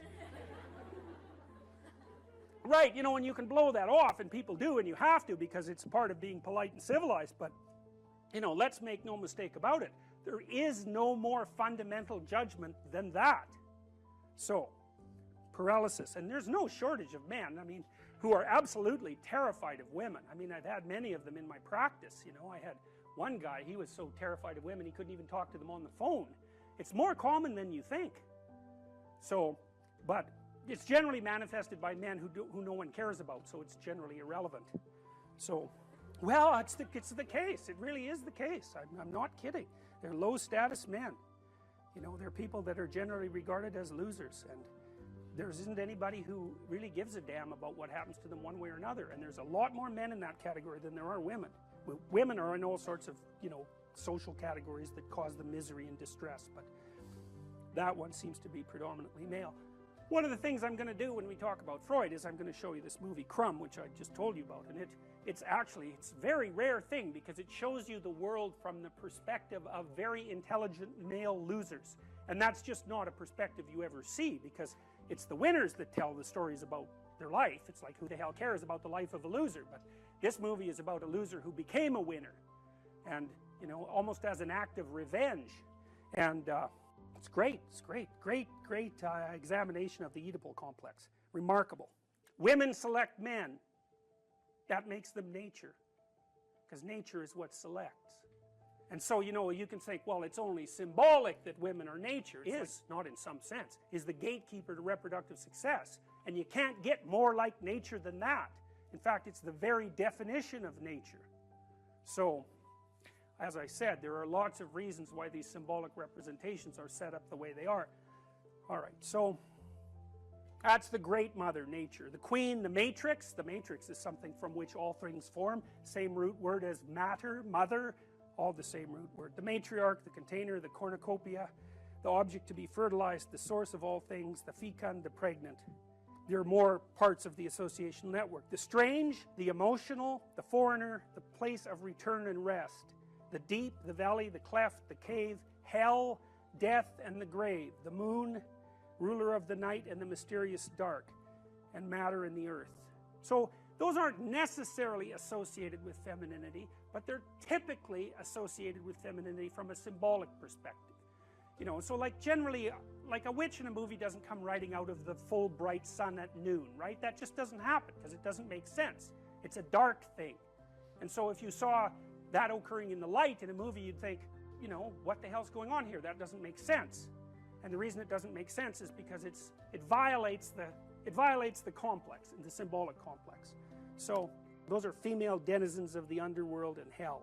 Very pleasant creatures. It's like Medusa with the head of snakes, you know. And if you ask, you know, why would a woman have a head of snakes in reference to a man? And that's really simple. I bet there are men here who know the answer to that. I don't know what you guys think about this, but I was pretty happy when I thought this up, and it took me a long time. So, if you think about the world in Darwinian terms, right, it's a struggle for survival and reproduction, which are basically the same thing. Survival is you, but reproduction is the survival of your genes. So it's a survival issue over very long spans of time. Okay, what do we call the selection mechanism?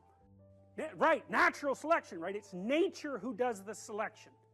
Okay, so let me tell you something that makes female humans different than female chimps. I mean, there's lots of things that do, but but here's an important one. If you look at which male in a chimp troop fathers most of the offspring, it's the dominant male. But the reason for that isn't because the female chimps sort of flock around the dominant male. Now that happens in other species, but it doesn't happen with chimps. What happens is the dominant male chases all the subordinate males away and will interfere with any sexual behavior they manifest. He'll chase them away. The females, though, are perfectly happy to mate with a subordinate male if they're in heat and they get the opportunity. So they go into heat, which is something that doesn't happen with female humans, and they really don't care who they mate with. Okay, female humans are much different than that. They're picky. So they're choosy. It's a big deal. It's a big deal that they're choosy. Women also seem to evaluate men for their fitness. Now, so, lots of men have no sexual partners and they have no children. That's not the case with women. Almost all women have one child or more. And it's a rare woman indeed who cannot find a sexual partner. Some of you undoubtedly have already experienced what it's like to be possessed by a particularly stupid idea. You know, so maybe you've grown out of one or two of the stupid ideas that possessed you, or maybe you're possessed by an attraction to someone you can't control, or you can't control your eating behavior, or you're a pushover when it comes to interpersonal interactions because you're too agreeable, or you fly off the handle and fight, and you know, none of this is really under your control. And so all of those things that manifest themselves not only in your behaviors but in your perceptions themselves, you know, they tend to take on embodied form and use you as the vehicle for their activity. So, you know, when you're thinking about something like anger, for example, think about how it works, because it's quite peculiar. What must someone generally do? How must someone generally act if you're going to be angry at them? They have to be irritating, right? You know, they have to provoke you in some way. Well, the mere fact that you perceive what they're doing as irritating or provoking doesn't ensure that anyone else would have thought about it, or that that's what they meant, or that that's what's happening. And my point is, It's very important to think about these complexes of ideas as sub-personalities, because otherwise you really don't get what they're like. If you're angry, if you have a proclivity towards anger, especially if it's an unthinking proclivity, anything that someone says might irritate you. And it isn't like they say something and you think about it and then you get irritated. It's like you perceive the person as irritating. You know, maybe it's just the way they hold their mouth or something. It can be very, very subtle. And you might say, well, it's not me, it's you. It's not that I'm irritated by you. It's that you're irritating. And that, you know, that's a very difficult thing to settle, because the reality is somewhere between the subjective and the objective, right? A lot of arguments that you'll have with people throughout your life are about exactly that. Are you irritating or am I oversensitive? It's like, well, you know, we're going to hash that out for a good long time before we figure it out. But the point is that if you're possessed by an emotional state or a motivational state or an idea or some kind of complex, you'll see the world through its eyes. And then the facts reveal themselves to you through the lens of that particular set of ideas. So it's a very frightening idea, because, you know, we like to think of ourselves as masters of our own house, which is completely clueless, because it's obvious if you watch yourself for like a month that you hardly ever do what you tell yourself to do, and you're liable to do all sorts of other things that you don't even want to do. You know, because you say, well, I'm going to go to the gym 3 times a week, and I'm not going to drink, you know, and maybe there's this person I'm not going to associate with, and then, you know, you don't go to the gym, and you find that person and you go out and drink with them, and you think, what the hell's going on, you know? But you're not the sort of person that will do what you say. And so, like, what sort of person are you? Well, that's a psychoanalytic question. It's a deep one, because you're a peculiar thing, and there's parts of you that are really, really, really old. And you know, the sort of naive you, the naive young you that you think of yourself as is like a little piece of flotsam in an ocean of complexity. And the ocean of complexity is you. And part of diving down into the depths is to start to understand what it means to be human. And like, whatever that means, it's the one thing you can say about it for sure is that it's bloody peculiar. If you encounter an entity and you can map it at every single level of your value hierarchy, then it's known. You know how to interact with it at a micro level, and you know what its implications are for every other level of your conceptual being. You know what its implications are for the future. Like, you know exactly how to deal with that thing. It's mapped at every single level. There's other things that are only mapped at one level and not at others. So maybe, you know, you like the mouse, we'll say, for the child who's never seen a mouse, it's like it shares some commonalities with objects that the child is familiar with. But there's sufficient novelty so that it's also contaminated with the unknown. And that makes the child basically alert, semi-startled and alert. Now, the child will immediately refer to an adult. It's a technical term, actually. They'll look at the adult's face, because the adult's face will broadcast the motivational and affective significance of that event. And so the child looks, references, and then reads off the face, and of course the speech and the bodily actions, exactly what that thing signifies, you know. And then if the person that they're looking at jumps up on the table and screams, then that's one set of meanings, which is, God, this thing is magical, it's only this big, and look at what effect it has on, you know, my aunt, for the sake of argument, who's, you know, a pretty competent preacher as far as I can tell, being 2 years old, you know. And then if she just dismisses it, you know, her actions are going to determine the meaning of that phenomenon. So that's how the transformation of the semi-known thing into the more known thing occurs. It occurs almost always in a social context. You can explore things by yourself, but you rarely actually do that by yourself. It's almost always you plugged into a social apparatus, you know.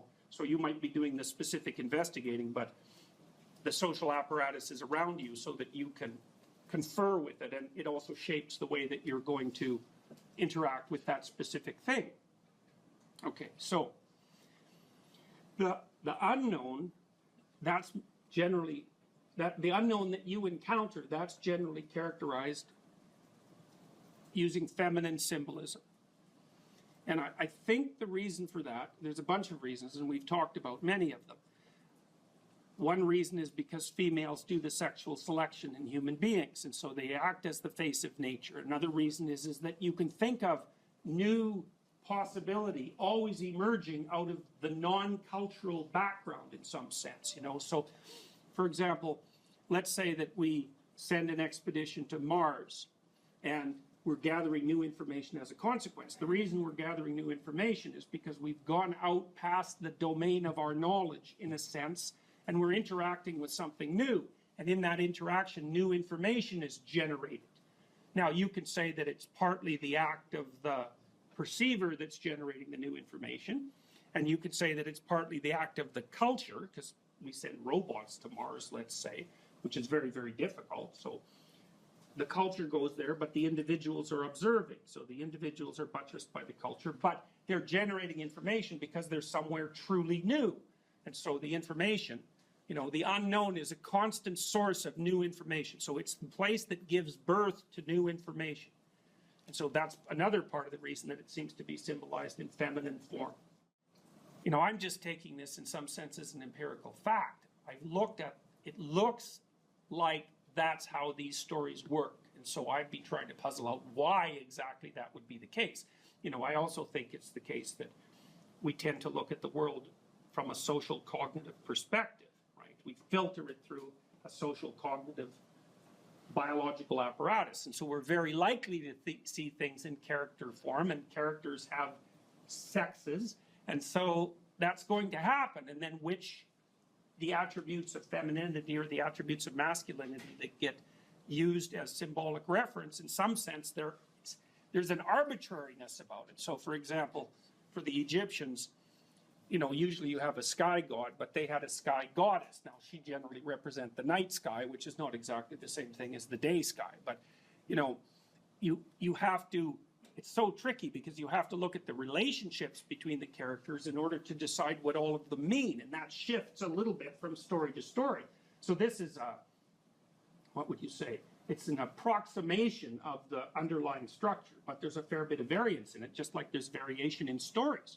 So, well, the feminine element has a destructive element and a creative aspect. And you can see that people characterize their environments in that way. So, for example, you can map on environmental beliefs onto this structure. You can say that the environmentalist portrays nature as positive, portrays culture as negative, and portrays the individual as negative. And the basic story is rampaging individual as member of rapacious culture invading the pristine landscape of beautiful Mother Nature. Now, the thing about that story is it's true. The problem with the story is it's half true. Now, so for example, one thing that's interesting to conceptualize is that that's exactly the opposite of the frontier myth. Now, the frontier myth was a story that was used extensively in Europe to drive immigration into the United States. And it was used to some degree in Canada too. And the story was the exact opposite. It's the hero, so that would be the immigrant, pioneer, bringing the benefits of order to a savage wilderness. Well, that's also true. But it's so interesting that both of those things can be true, and they're completely different from one another. There's no commonality at all between those two stories, except for the way that they use the characters. There's a feminine character, a masculine character that represents culture, and then there's another character that represents the individual. And you could even see that, if you think about it historically, the U.S. was founded in some sense on a frontier myth, and, you know, that was too one-sided, and so by the time the 1960s came along, the early 1960s, it shifted to its opposite. And that you need that because systems have to oscillate to some degree to remain stable across time. They can't just be fixed in place. So they're going to play back and forth through the archetypes in an attempt to keep them balanced, because that's what you're trying to do. You're trying to keep them balanced. And so, well, you have the destructive and creative element of Mother Nature. You see that all the time in movies where the thing that the hero is striving against is the negative element of the unknown. How many of you have seen the movie Alien? Okay, so, you know, that's a pretty graphic representation of, well, those aliens are more reptilian in form. So they're almost like, they're more at the dragon of chaos level of civilization. But they're like a terrible external force that's threatening human culture and the individual. It's exactly the opposite story that's played out in, what was the movie with all the blue creatures? Avatar, right. Avatar is exactly the opposite of that, where, you know, the unknown nature is just nothing but, it's like sweetness and bliss, and, you know, and the human culture is portrayed as spearheaded by greedy and rapacious individuals who are basically manifestations of the military-industrial complex.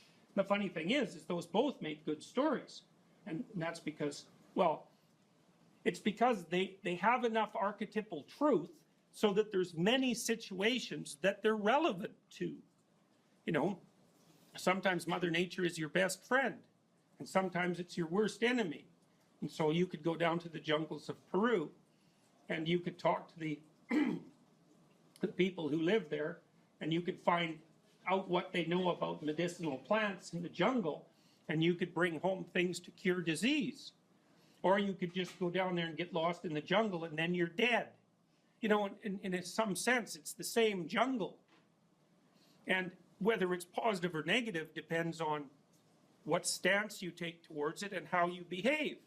And so the other thing that's really interesting about mythology, and this is the lovely element of mythology, is that part of what it does is tell you how to take this incredibly complex landscape that's positive and negative at the same time at every level of analysis, and how to navigate through it so that the proper balance is maintained as far as the entire system is concerned. So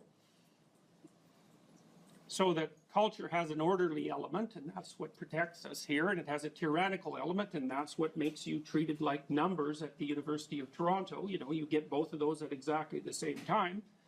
And then the archetypal individual has the same fundamental nature, hero or villain.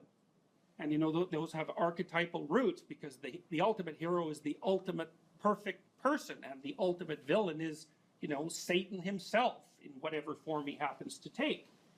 You know, and it doesn't take much knowledge of this structure before you can start seeing it manifest itself all over, especially in movies that are particularly popular, because they almost always have a central archetypal theme. The Marvel superhero movies are a really good example of that.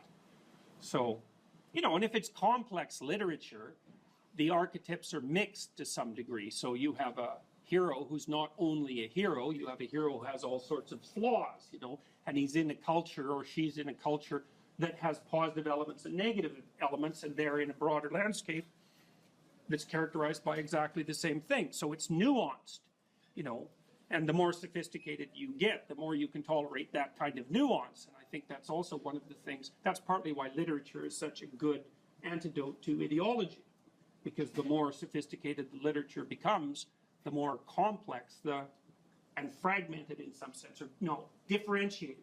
The more differentiated the archetypal landscape becomes. So when someone tells you a story, whatever the story happens to be, one of the things you can do when you know this substructure is you can say, okay, yeah, but where are the missing pieces? Where are they going? Because if they're not included, then they're generally projected onto something. You know, because they're there, you can't get away from them. They're there. How does the person account for them? You know, so.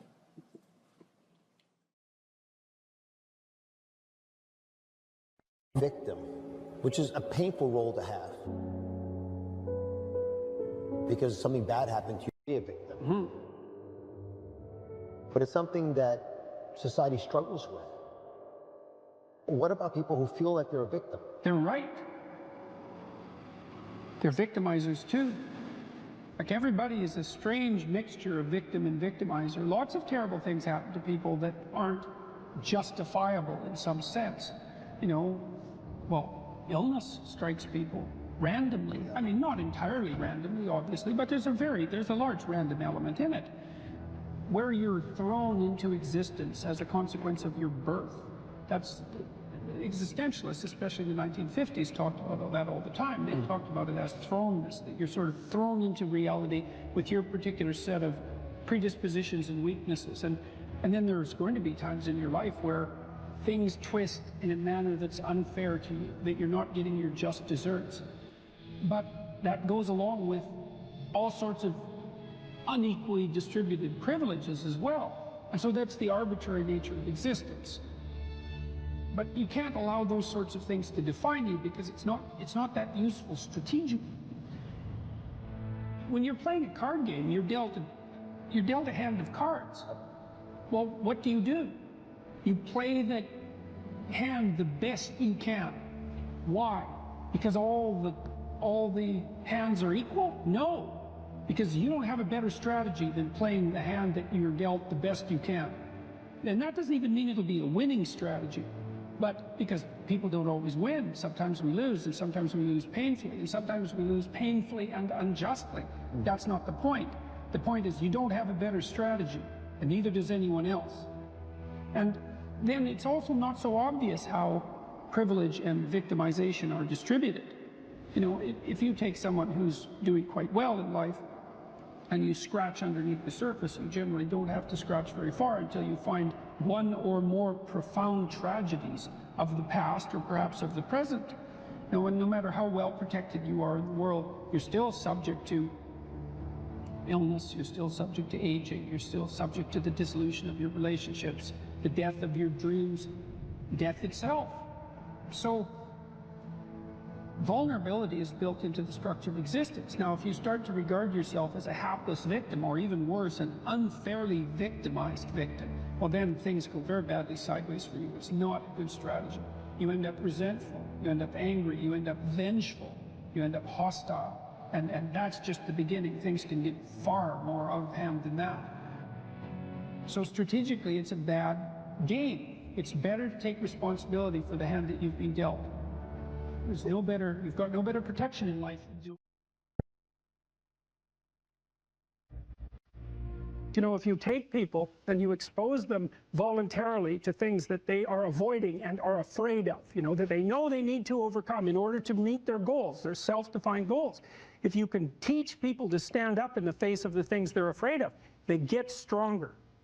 And you don't know what the upper limits to that are, because you might ask yourself, like, if for 10 years, if you didn't avoid doing what you knew you needed to do, what would you be like?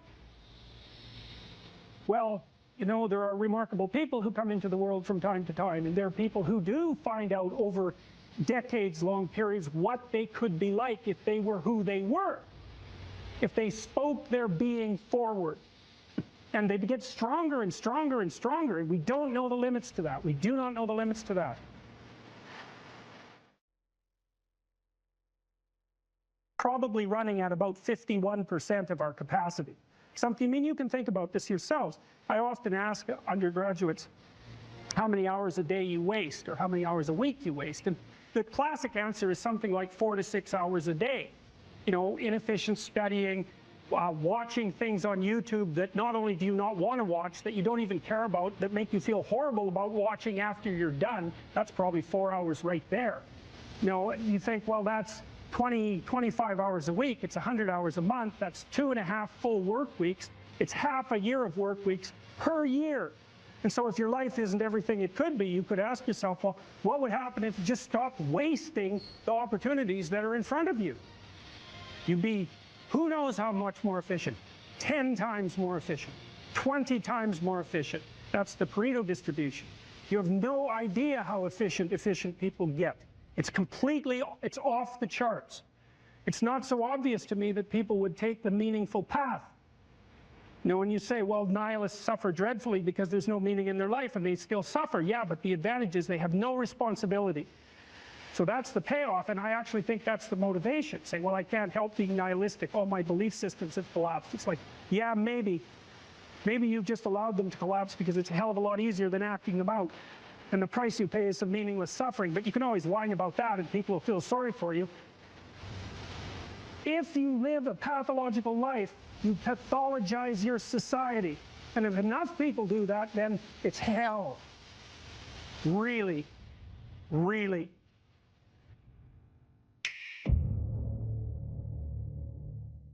One of the things that you can, I think this heightens the meaning in your life, is to try to do difficult things, right? Aim high. Don't aim so damn high you can't manage it, and make sure you break down your aims into reasonably attainable sub-goals, but you want to aim high, and then you want to see how hyper-efficient you can get. That's a great thing to do in your early 20s, is to see, okay, like, discipline yourself. Think, okay, how much work can I do if I load myself right to the maximum? How far can I work? How hard can I work until I exhaust myself? And then you back off, obviously, because the optimal amount of working, productive engagement, let's say, is that which is sustainable across decades. So you have to learn that, but you don't learn that without stretching yourself to your limits to begin with. And, you know, if your life isn't everything it could be, and if you're suffering from an excess of meaninglessness, well, it means you're not oriented in the world of chaos and order properly. It's like you could learn to discipline yourself. Figure out what it is that you need to do and that you want to do, and then see how efficient you can get. Because one of the things that's quite fun is to figure out, if you have a task, I always tell my graduate students this if they're doing an experiment too. If you have a task that you have to do, it's really interesting to spend a few minutes, sometimes hours, depending on how long the task is. See if you can figure out how to do it from 5 to 10 times faster. It means you'll have to rearrange the way you think about it, but you can often do it. And that's how extremely productive people get so hyper efficient. If you're suffering, you are obligated, in a sense, to hold on to whatever rope someone throws you. Life can be meaningful enough to justify its suffering. You can tyrannize yourself into doing things, but I wouldn't recommend it. What I would recommend instead is that you ask yourself what you're willing to do. It's a really effective technique. It's like a meditative technique. That's when life is worthwhile.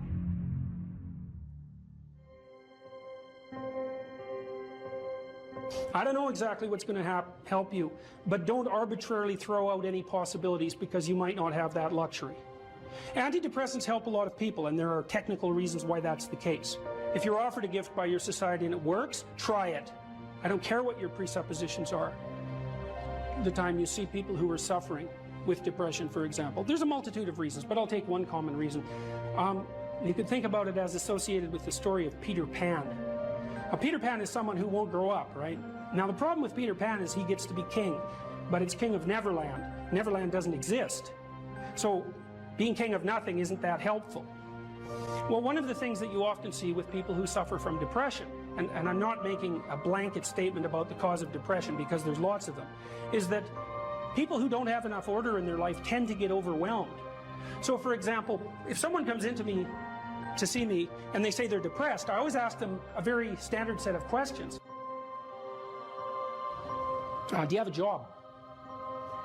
If you don't have a job, you're really in trouble in our society. First of all, your biological rhythms tend to go off the rails right away because there's no reason to go to bed at any particular time and there's no reason to get up. And for many people, if they don't get up at the same time, they foul up the functioning of their circadian rhythms, and that's enough to make them depressed right off the bat, especially if they start napping during the afternoon. They also don't have a purpose. People aren't good without a purpose, and this isn't hypothesizing. We absolutely understand the circuitry that underlies positive emotion. When you're attending to something you're interested in and you're engaged in it, that's when you're alive. That's when life is worthwhile. It's so worthwhile that in those moments you don't even ask the question about it. The question itself goes away because the meaning that you're united with is so powerful that it can push back the adversity that would otherwise characterize life. Nietzsche said, the person who has a why can bear any how. We know how it works. Almost all the positive emotion that any of you are likely to experience in your life will not be a consequence of attaining things. It will be a consequence of seeing that things are working as you proceed towards a goal you value. That's completely different. And you need to know this because people are often stunned, for example. They finish their PhD thesis and their presupposition is that they're going to be elated for a month. And often instead they're actually depressed. And they think, oh, what the hell? I've been working on this for 7 years and I handed it in and what do I do now? And that's what depresses them, right? It's the what do I do now? Well, they're fine if they enjoyed it pursuing the thing. As long as it was working out, they get a lot of enthusiasm and excitement out of that because that's how our nervous systems work. Most of your positive emotion is goal pursuit emotion. If you take drugs like cocaine or amphetamine, the reason they're enjoyable is because they turn on the systems that help you pursue goals. That's why people like them. So if you don't have a job, You got no structure, that's not good. Plus, you tend not to have a point. So you're overwhelmed by chaotic lack of structure and you don't have any positive emotion.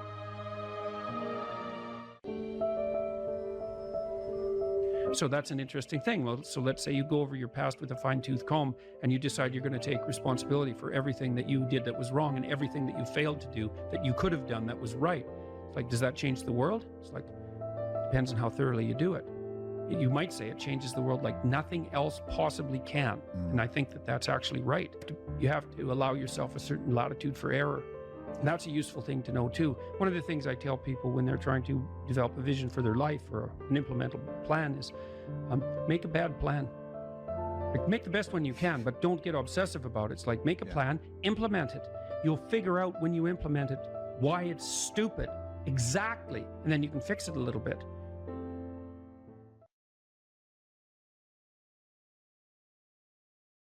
What happens to you as you stroll merrily on your way through life? Well, what happens is that as you're moving from point A to point B, you encounter things. And people think that what they encounter are objects, but that's not the case. First of all, most of the things that you encounter, many of the things are actually other people, and they're not objects. They're too damn complex. And even apart from the social world, the things that you encounter aren't objects. They seem to be something more like tools or obstacles.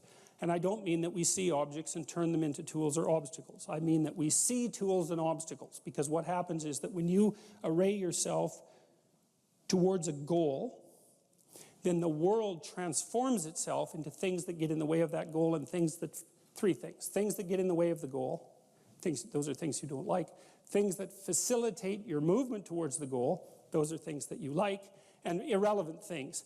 And mostly you want irrelevant things because there's just too damn many things. So the category of irrelevant is one you really like. So most of everything is irrelevant if you have a good plan. A few things are good because they move you forward, and some other things are not so good. You want to go around the not so good things if you can manage them, unless you like to run head forth into like brick walls, which is not particularly, it's a learning experience, but I wouldn't repeat it too many times. You want the world to array itself as a set of, we could say, tools. Now, what happens is that you have this perceptual system that's mediated by dopamine. It's the same system that cocaine activates, or methamphetamine, or the drugs that people really like to take. And it's the dopaminergic system that responds with positive emotion to indications that you've encountered something that will facilitate your movement towards a goal. And that's really important to know, because people tend to think that they're happy because they achieve goals, and that's not true. What's true, because as soon as you achieve a goal, then you have a problem, which is what's the next goal. And that's actually a big problem. You encounter that as soon as you graduate from university, for example. That's right. I made this joke before. Graduation day, you're like king of the university hierarchy, undergraduate hierarchy. Day after, you're unemployed potential Starbucks employee, right? So it's like, so obviously the accomplishment per se as a source of reward is problematic, because when you accomplish, you run the frame to its end, and then you have the problem of needing a new frame. So that's a problem. But if what you're encountering instead are things that will move you along your way, it's like, hey, that's great, and that's where you get your positive motivation. And so that's really that's so much worth thinking about. You can think about that for a year, and that wouldn't even be enough to think about it, because here's what it means.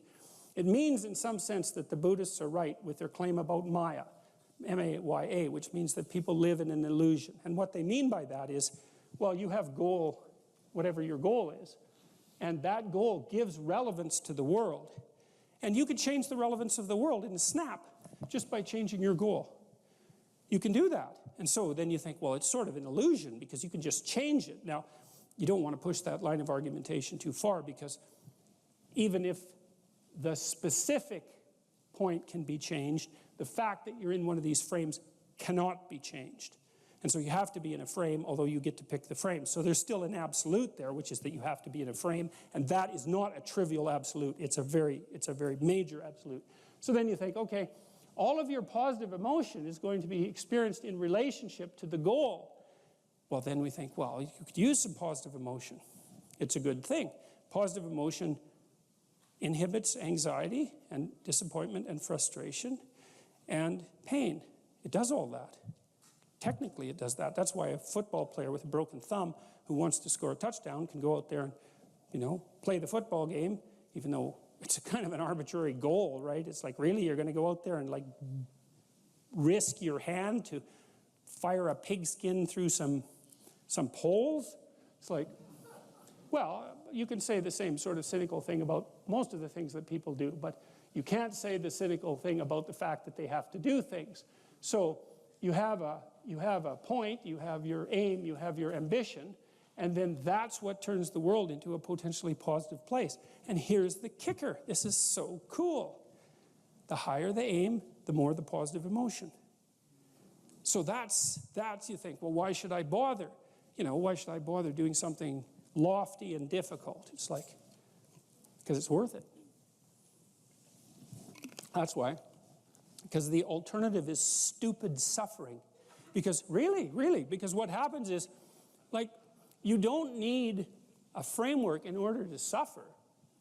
You can just lay there day after day and suffer, right? That's easy. So that's the default condition. If you don't have a lofty ambition, then you suffer miserably. And the reason for that is life is really complex, short, finite, full of suffering, and beyond you. And so you can just lay there and think about that, and it's horrible. And so that's not helpful. It's just not useful. And so, people often say life is meaningless. It's like, no, it's not. That's wrong. Because if it was meaningless, that'd be easy. You could just sit there and do nothing, and it wouldn't matter, right? It'd be like you were like a lobotomized sheep. It's just irrelevant. But that isn't what happens. When people say that life has no meaning, that isn't what they mean. What they mean is, I'm suffering stupidly and intensely, and I don't know what to do about it. Well, the suffering is meaningful. It's just not the kind of meaning you want. So how do you get out of that? You note the baseline of suffering, which is very, very, very, very high. And then you say to yourself, okay, I need to do something that justifies that. And that's not so easy, because the baseline for suffering is high. If you're going to make something of yourself, let's say, so that it's worthwhile to exist in the world, then you have to aim at something that's so well structured that you can say, yeah, earthquakes, cancer, death of my family, dissolution of my goals, ultimate futility of life, and the heat death of the universe. Hey, it doesn't matter, it's worth it. The internal problem is, how do you deal with tragedy and malevolence? And you can say, well, I'm not prepared. It's like, yeah, fair enough. Unsurprising, especially if you were overprotected as a child. It's not a good idea to overprotect your kids, because the snakes are going to come into the garden no matter what you do.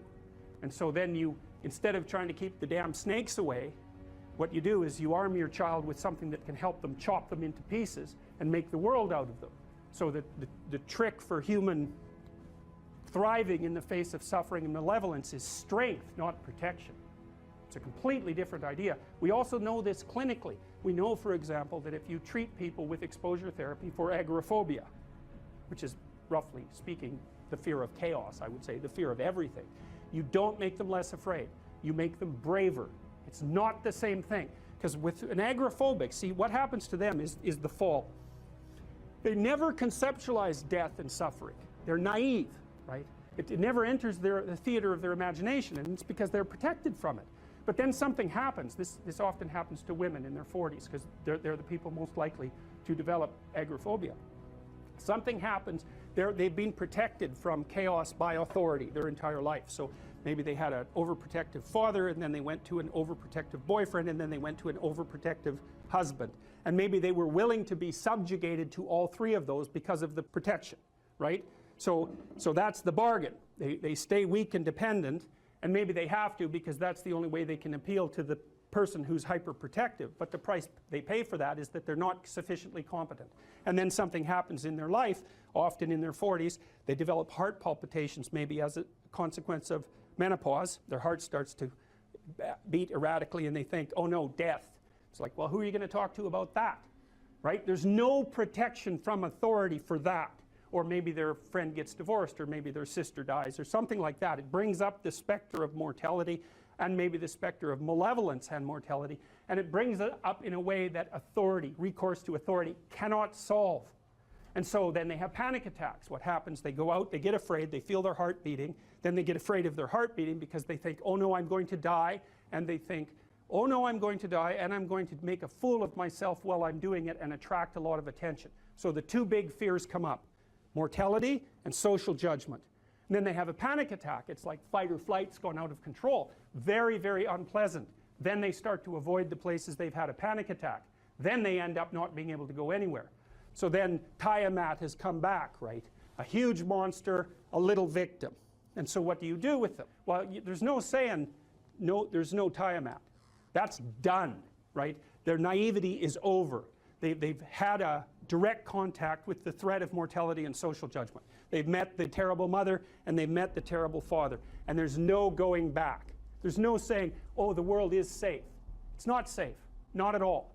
It's not safe. The fact that you think it's safe means that you were living in an unconscious bubble that was sort of provided to you by your culture. It's a gift. And now that's been shattered. And so now what do? Well, the answer is you retreat until you're in your house and there's nowhere you can go. You're the ultimate frozen rabbit, right? And your life is hell because you can't function. The alternative is, let's take apart the things you're afraid of. Let's expose you to them, carefully and programmatically.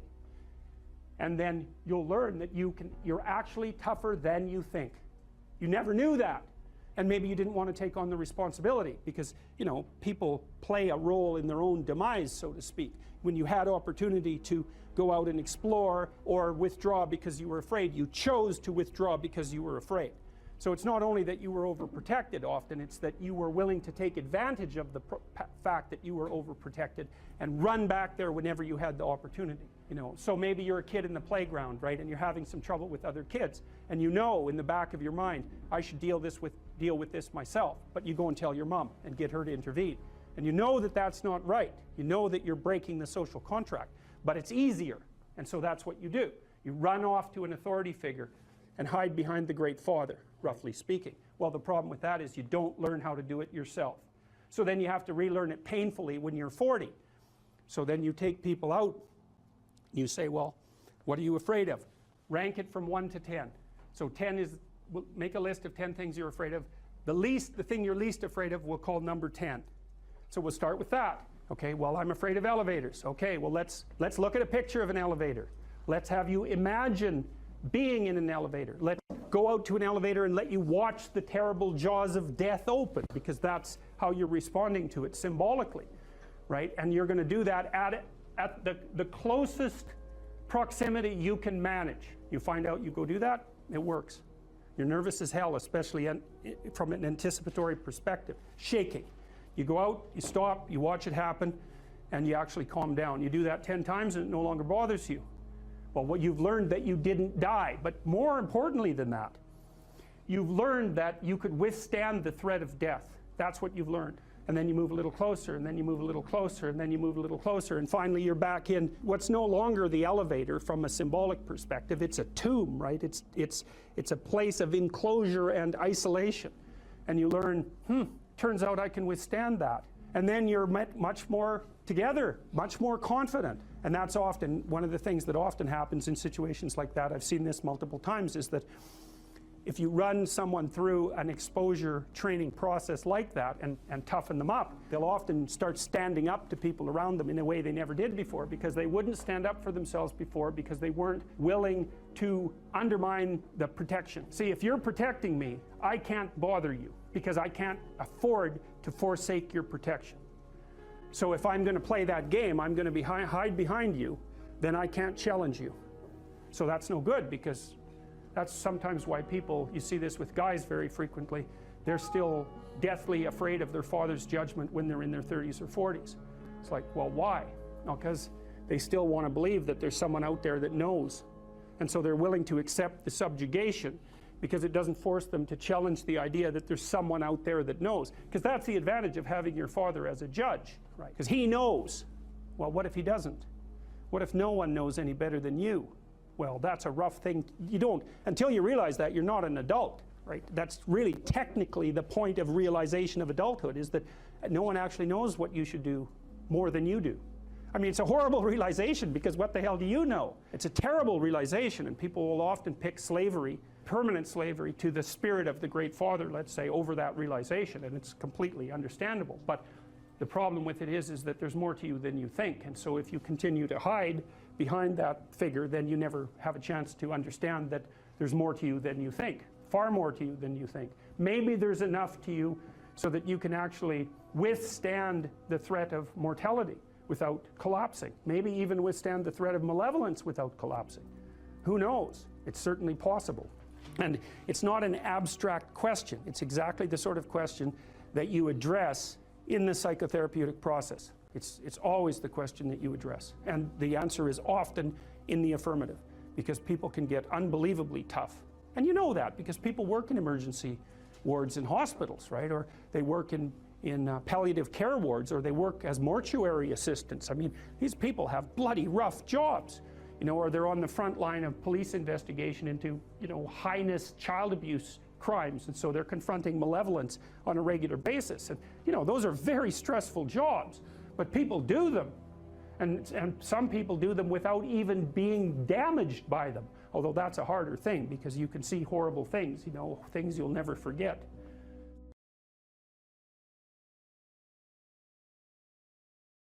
You know, if you don't know what you should do with your life, you don't know who you should be, sometimes you think about that as what career you should pursue. But here's another way of thinking about it.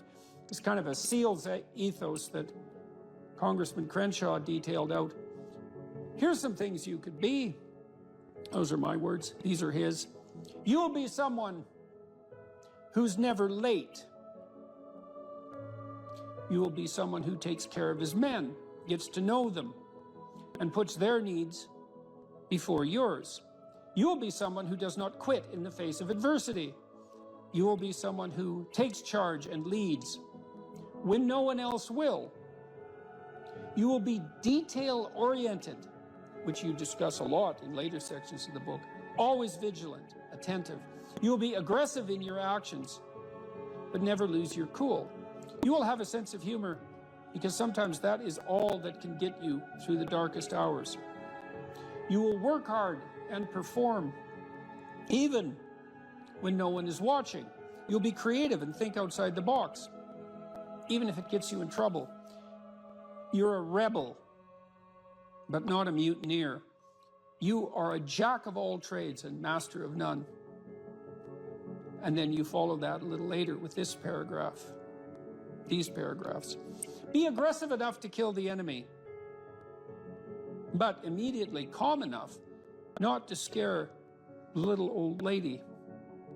You'll be that man who's mentally tough enough to operate in horrific chaos, then immediately transition to tranquility, all without mentally breaking. You will effectively transition from hyper-masculine aggressor to gentle caretaker. You'll be both a warrior and a gentleman. The qualities that made SEAL leaders great were rarely physical in nature. They listened. They empowered their team to be successful, carefully entrusting individuals with additional responsibility. It's a real conservative ethos there. They highlighted good performance publicly and criticized bad performance privately. And so, well, you know, those are lists of virtues, and maybe they're not the only list of possible virtues, probably not, but if you're lost and you don't know where to start, practicing, you know, you also talk about this idea that, this is an Aristotelian idea, you know, that we are our habits, we become what we practice, and imagine if you're lost and you're listening, you think, well, you find some things admirable, well, you could practice those things, and you can practice them locally and minimally in your own relationships, and you can start to get good at them. And as you get good at them, well, you get better at them, right? And then you can broaden out the scope of your action into a wider purview. So you said here too, let's go for another quote here. Throughout your life, this is very practical advice too, and I think it's very wise from a therapeutic perspective. Throughout your life, you have people you look up to. Okay, so let's think about that. You look up. What does that mean? Why up? Well, up is something that beckons from a distance. It's like a light on a hill, and we automatically assume that those who we admire are people we look up to. So that specifies a distance and a direction, and it's uphill. It's up toward a higher vista, let's say. So there are automatically people who elicit that spirit in you. You have noticed the way. It might also imply that there's some sense of struggle required to get to that point, because it's easier to go downhill than it is uphill. Yes, definitely. That's right. It's an uphill trek. And it also implies judgment, because if someone's above you, then they also serve as a judge, or you serve as a judge in relationship to them, because you compare yourself unfavorably with them. And that can also inspire you to tear them down. That's really the story of Cain and Abel, and that's a major story. You have noticed the way a teacher, parent, coworker, mentor, or friend interacts with others, and you come away thinking, that behavior simply works better. They are respected, admired, and successful. And you find yourself wondering why that is. You do if you're a little bit humble instead of being envious, right? Because otherwise you think, well, that damn crook, he just stole his position, and that's why he's got it. But if you're a bit humble, you might think, well, no, that guy looks successful. Maybe he knows something I don't. You are noticing attributes and character traits that are good and worth aspiring to. You are noticing attributes that make certain people more successful than others. You are noticing what a hero looks like. And in the process, you are discovering a path made up of desirable personality traits that helps you ascend in social hierarchies. That's Jacob's ladder, by the way. That ladder that is the hierarchy to the good. That's the vision Jacob has of the pathway to God, is that it's a hierarchical structure with the thing that's ultimately good at the pinnacle, by definition, right? The best of all possible goods. And then there are intermediary structures all the way up, and beings inhabiting those structures. And this isn't metaphysical. It's like if you find someone you admire, the reason you admire them is because they're higher up in that heavenly hierarchy, so to speak, than you are. And your whole nervous system tells you that. You're compelled to listen, you're compelled to pay attention by the action of your own unconscious mind. You know, what's interesting about this point of identifying these heroes or at least role models, you can call them either one. I just thought heroes was a more compelling word to use for the sake of writing it. But what's interesting about it too is how pop culture actually plays a pretty important part of this, because like there's plenty of people who simply don't have these good role models in their lives, and you have to acknowledge that. And so where are they supposed to turn? And it's maybe one of the reasons that it's so important to fight these cultural wars that you and I engage in on a fairly regular basis, that they become a serious part of our politics, which at the same time is necessary, but also deeply, deeply unfortunate. I do think the attack on pop culture from this progressive victimhood left has reached a ceiling. I think there's a serious backlash. You look at movies like Top Gun, the recent one, Top Gun, and maybe like the highest grossing of all time. Absolutely phenomenal movie, really fun to watch. Why? Because it just had all of these classical virtues infused within it, about relationships and about how you treat people and what the consequences are for treating people as such. That these things speak to people in a deeper way. They can't necessarily articulate them, but they understand it when they see it. And there's these sort of radical minorities that are very loud that want that changed. You know, they want something else to be on that hill. But people react against it because it's not true. There's no truth to that. And something cries out from inside of them then, and that can be appealed to by a storyteller. I saw the same thing in the Marvel Avengers series, is that there is a return to any wide range of classical virtues, certainly brotherhood, a kind of a military ethos, sacrifice, a striving upward, certainly masculine virtues, the combination of the Hulk and Iron Man, for example. There's a monstrous element to the Hulk, but he's a hero in a strange sense, and he's also the revitalizing force for Iron Man when he just about dies, and that's all. The reason those movies were so necessary and so attractive is because they are, in fact, addressing a radical conceptual void in the culture, and it's a void that, well, that you're addressing in your book, especially with your appeal, well, trifold appeal, let's say, to duty, responsibility, and humor at the same time, right? Which is a kind of stoicism in the face of catastrophe. You know, so, because this is a big problem in life. Imagine you're aiming for something and then something happens to make it impossible, or you find out that it's the wrong thing because you were aiming in the wrong direction. Well, so then what do you have to rely on to set you right? It's not your aim, obviously, but it might be your capacity to take new aim, and that's bloody well dependent on your character.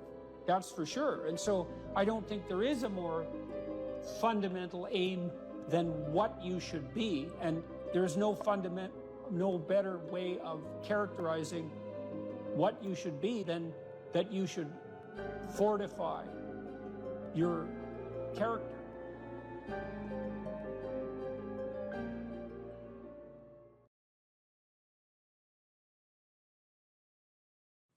Young people always have a reason to be upset and cynical about the current state of affairs. And it's that way forever. And so it's useful, I think, to consider such considerations or such conceptualizations as the patriarchy in that light, because it's an archetypal truth that the social structure is corrupt and incomplete. And what that means is that it's something that you have to contend with every moment in some sense of your life. It's a permanent fact of existence. And to be upset that the structures, the social structures, or even the biological structures within which we live are incomplete and imperfect, and to take that personally, that's the worst part of it. To take that personally is a misreading of the existential condition of humankind, because it's always the case that what you have been given and what you live in is degenerate and corrupt and in need of repair. And it's easier just to accept that, because there's also a positive element, and the positive element is, well, you've been granted something rather than nothing, and maybe you haven't been granted pure hell, because especially in a culture like ours where many things actually function quite well, so there's room for gratitude there. Even if it's a broken machine, it's not one that's completely devastated, and it's not absolutely hell-bent at every second on your misery and destruction. And it easily could be, because many societies are like that. And so the fact that we happen to live in one that isn't corrupt beyond imagining is something to be eternally grateful for. Well, so we live inside a damaged structure, and we also bear responsibility for that damage, because we don't do everything we can to constantly repair it. And you might say, well, that's actually one of the fundamental, people say, well, what's the meaning of life? What they really mean is, what's the positive meaning of life? Because as we've already discussed, the negative meanings of life are more or less self-evident.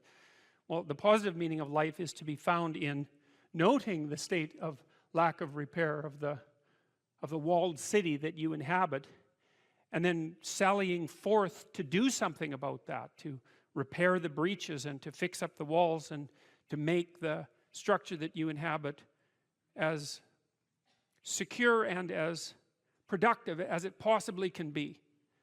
And there's no shortage of opportunities to do that. You can do that in your own mind, you can do that in your own room, you can do that in your own household, in your local community. And maybe if you get good at doing it at all those levels, then you can start to look beyond that. And so there's challenges. That's the thing that's kind of interesting about this insufficient structure, is that it has a set of challenges built into it because of its insufficiency, and perhaps even because of its corrupt nature, that calls forth the potential response from you of heroic adventure. And the heroic adventure is to man the barricades and repair the city.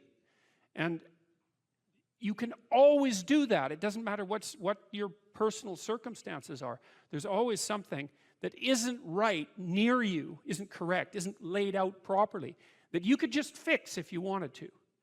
And one of the things that we're going to talk about tonight is the idea that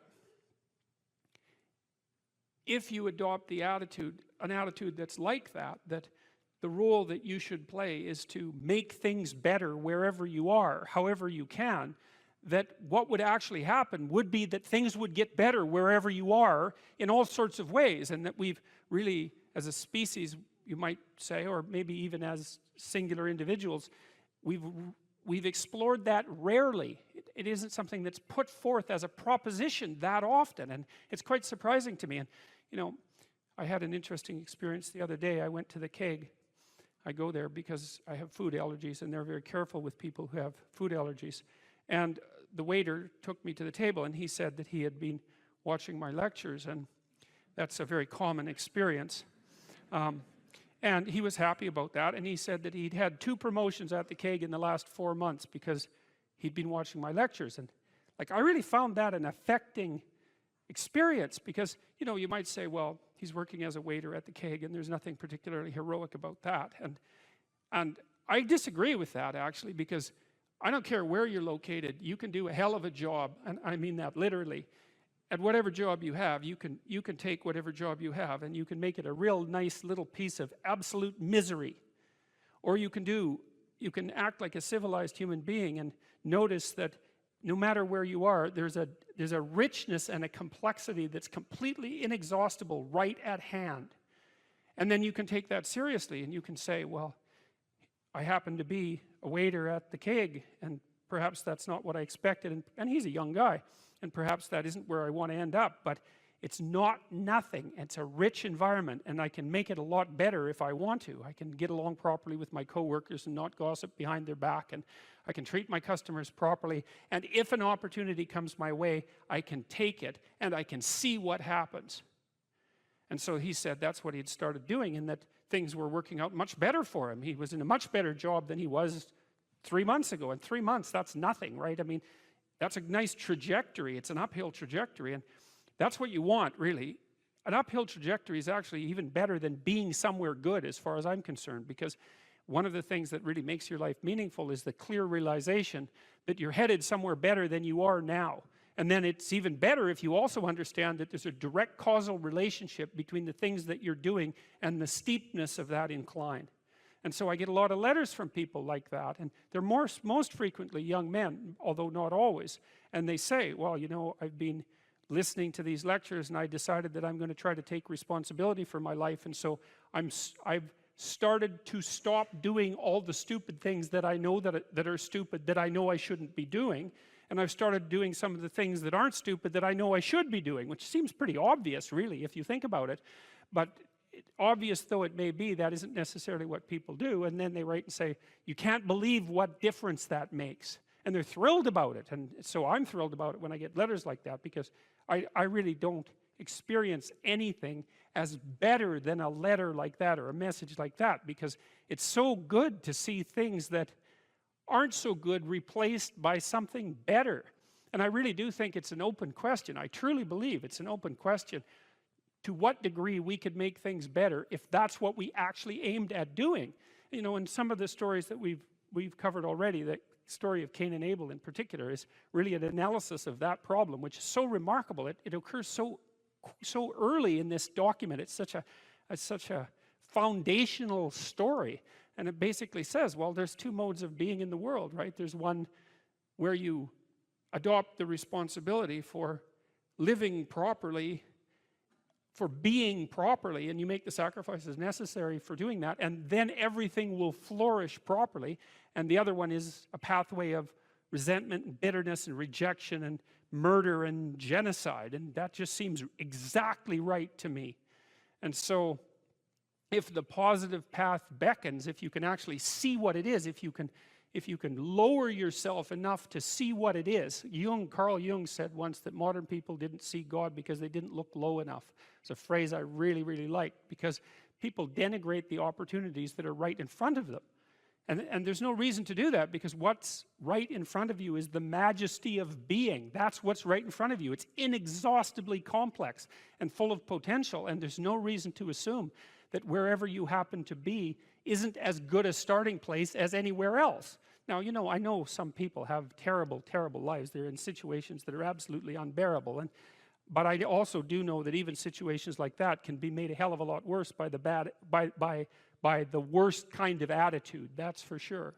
So So anyway, so that's where you are. You're in a damaged structure. You're a damaged structure. You're in a damaged structure. But, you know, at least it's got some walls. You know, you're not being fed to the lions on a regular basis, so that's a good thing. And you can emerge forward, you know, heroically, magically, to confront the chaos that constantly threatens the structure within which you live. And you can free something as a consequence of that. You can learn something. You can strengthen yourself. That's the other thing, because the way, what you're actually made of, in many ways, that what informs you, what you're made of, is what you encounter when you voluntarily encounter the unknown.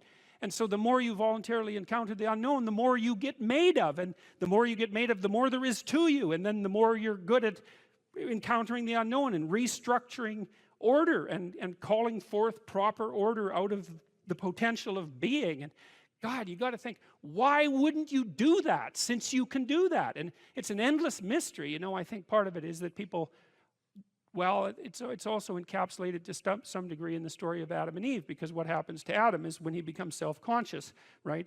He becomes ashamed of himself and regards himself as a lowly sort of creature. And there's endless reasons why people would do that, because of course we're rife with imperfection, and so he hides from God. And I think that's actually the answer to the conundrum, which is that people don't aspire to the highest good because they're deeply ashamed of themselves and their weaknesses and their insufficiencies. And so that's not the only reason. I mean, there's the desire to avoid responsibility, and there's all the negative motivations as well, like resentment and hatred and the desire to make things worse. I don't want to, you know, give us too much of a break, but it's something like that.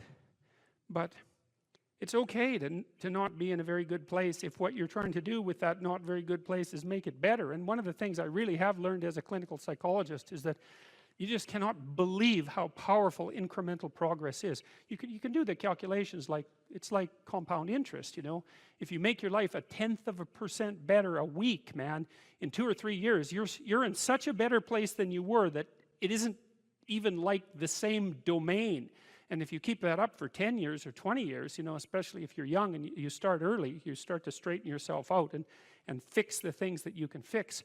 You can transform your lives in ways that are completely unimaginable. And God only knows what the upper limit of that is in terms of human possibility, because we are amazing creatures, you know, when we really get our act together and stop running at 10% of our capacity, you know. So that's what you do. You've got, you know, the fact that things aren't exactly the way they should be at least gives you something to do, you know, and that's maybe something great to do, because there's no shortage of suffering and trouble that besets the world that you could conceivably ameliorate in some way. And the utility and meaning, the utility of that and the intrinsic meaning of that is self-evident. So it also makes me curious about nihilism, for example, and despair, because, I mean, I understand those emotions, I understand them deeply, and the intellectual mindset that goes along with it, but they just seem beside the point to me in some sense, because there are so many things that need doing that all you really have to do is open your eyes and look at them and then decide that you're actually going to do something about them. And you might think, well, what's within my scope of influence is so trivial that it's not worth doing. It's like, it won't stay trivial for long if you do it. Not at all, and I don't think it's trivial to begin with. I don't think that I really don't believe that anything done right is trivial. And my experience in my life has been that anything I actually did paid off. It didn't pay off necessarily in the way that I expected it to pay off. That's a whole different story. But if it was genuine commitment to do something, even if it went sideways and the outcome was really something other than what I expected, the net consequence over time was nothing but good. So every new frontier that can be conquered is an advance forward, and there's no shortage of frontier because we're surrounded by the unknown. We're surrounded by our own ignorance, and we can continually move into that domain, into the domain of chaos, or we can restructure pathological order, and that's the secret to proper being. And so then you encounter chaos that way, you know, and then you can regard yourself as the sort of entity that, despite its insufficiency, has the capability to conquer chaos despite the danger of that, that's the other thing, because the fact that you're fragile is actually a precondition for your heroism, because if you weren't fragile, then there'd be nothing heroic about doing something difficult, right? Because if you couldn't be hurt or damaged or defeated or end up in failure, then where's the moral courage in the endeavor? It has to be that the fragility is built into the courage. And so it's not a reason not to engage in it at all. In fact, quite the contrary. And so, you know, what should happen when you go to university is you should learn how to think and formulate arguments. You should learn to think, speak, and write. That's what the humanities are for. They're to make you dangerous, right? Because if you can think and speak and write, you're deadly. In a complex job, you're exactly what's necessary. There's nothing you can possibly do to become more deadly than to improve your facility with language. And the way you do that is by reading, especially great things, and by writing, and by thinking, and by speaking, for that matter. But how could that not be viewed as absolutely central to what education is about? You want to be inarticulate and stumble over everything that you try to think and communicate? Yeah. How are you going to get anywhere? You don't even know who you are under those circumstances. You're this massive feeling that's expressing itself, you know, maybe in violence because you can't find the words, and you stumble around and bump into things, and you're clunky and dull, and you're not witty. You don't sparkle. Learn to write. I'm dead serious. Like, I'm dead serious about that, because writing is formalized thinking.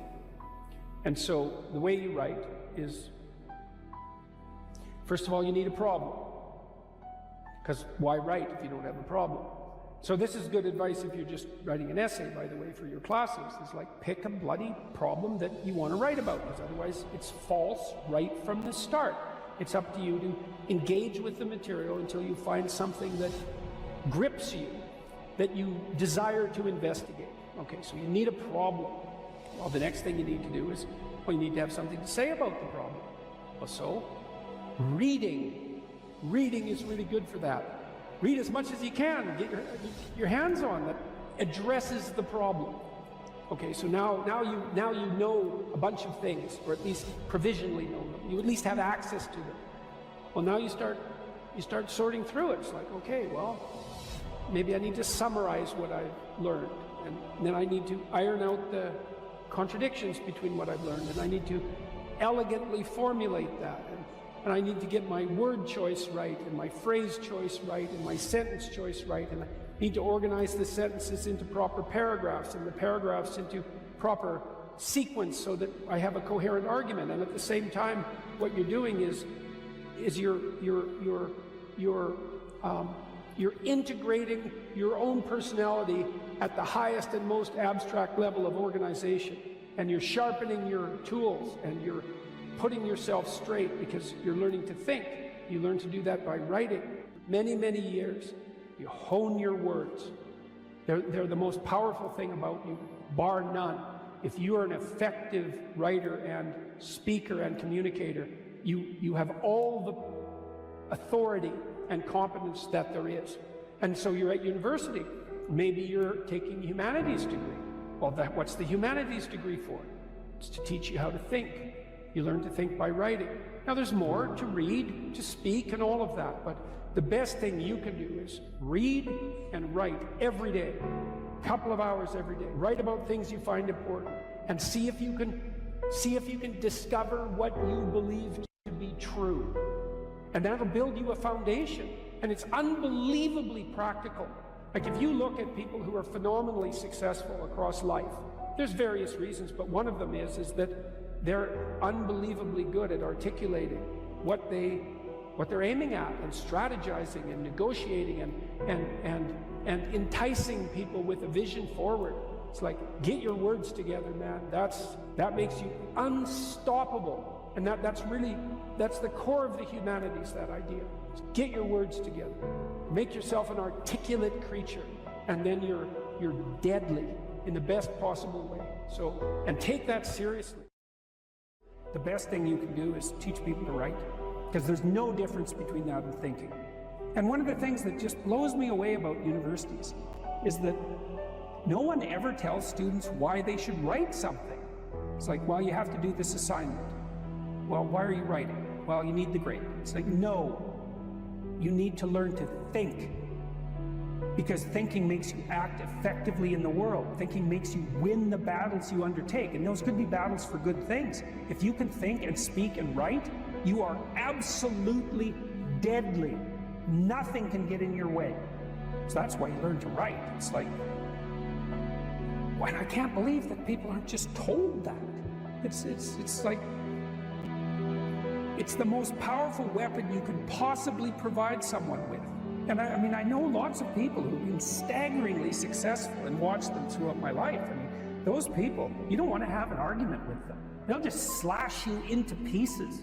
And not in a malevolent way. It's like, if you're going to make your point and they're going to make their point, you better have your points organized, because otherwise you are going to look like and be an absolute idiot. You are not going to get anywhere.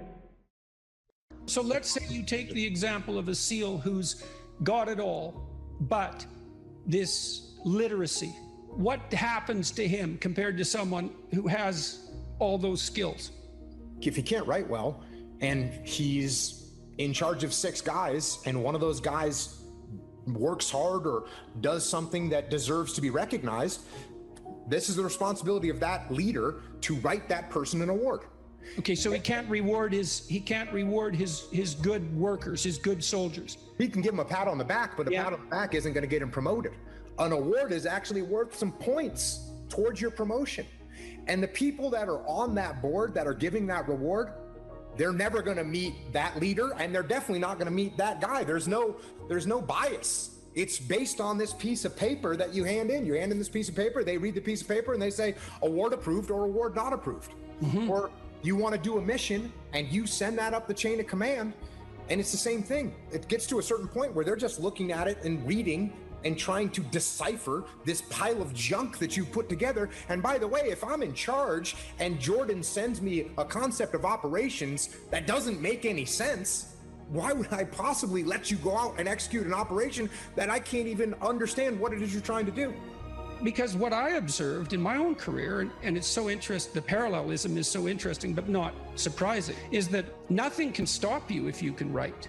And it's for the reasons you just laid out. It's like, when you write, you make a case for something, whatever it happens to be. And if you make the best case, well, then you win. And you get whatever it is that you're aiming at. And so you're adventurous, you want to make a mark, is you bloody well better learn how to write. Because if you learn how to write, well, then you can think and you can communicate your thoughts. So not only are you deadly strategically, you become extremely convincing. And then you can go and do anything you want and no one will stop you. And that's never told to people. And I don't really understand why. You know, you hear the pen is mightier than the sword, which is just a cliche unless it's fleshed out.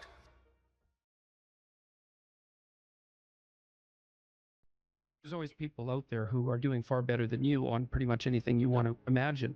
And if all you're doing is seeing yourself in their reflected light, let's say, then it's going to be pretty damn dismal. But it's not a good comparison because, well, first of all, there's danger in just comparing yourself to others, period, because they're not you. And God only knows what struggles they had to undertake to get to where they were, or what burdens they're currently carrying that you're not aware of. But you can certainly contrast yourself with yourself. And that's a lot better. It is the only way. Well, it's also the only way of really measuring anything approximating proper improvement. You can actually tell when you're a little better than you were yesterday. Right. And you can actually do that. That's another thing that's so interesting about it, is that you can actually make yourself a little better in some way, pretty much, well, I don't know if it's at every moment, but you can certainly do it every day. You're quite different from other people, and you shouldn't be comparing yourself to them because they're not like you. You know, they don't have your family. They don't have your temperament. They don't have your troubles. They don't have your abilities. The only person that has those is you. Compare yourself to who you were yesterday and not to who someone else is today. And see, that's a game you can win.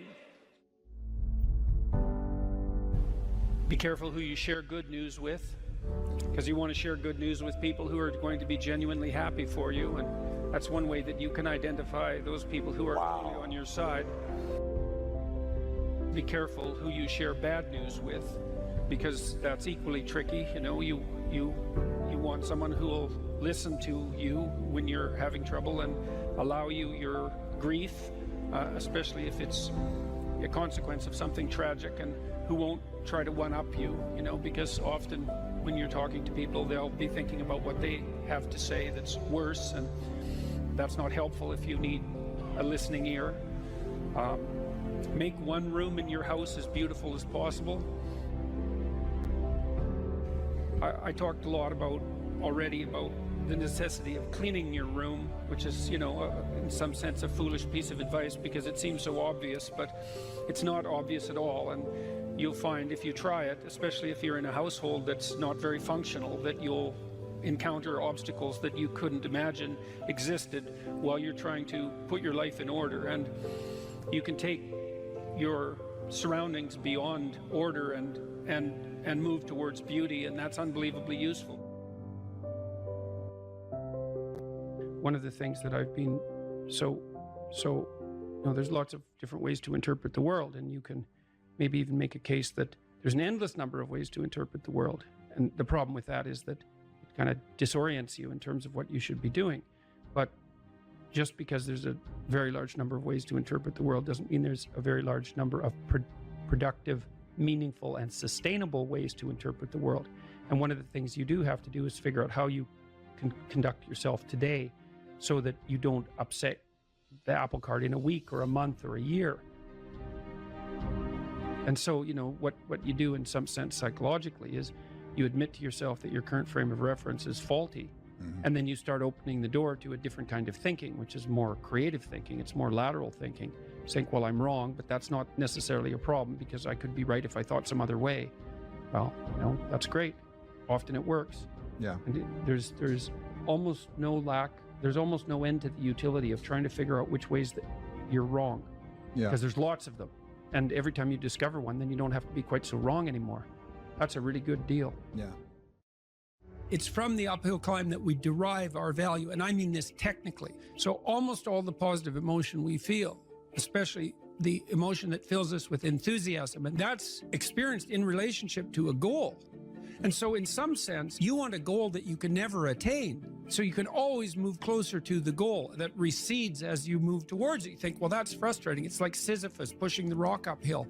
But it's not, because as you pursue that goal, you put yourself together and your life does get better and richer and more abundant. And that's why the highest levels of virtue and goal are in some sense transcendent. You want them to be above everything you're doing so you can continually move towards something that's more sublime and better. That's what you are. You're here to live, not to sleep.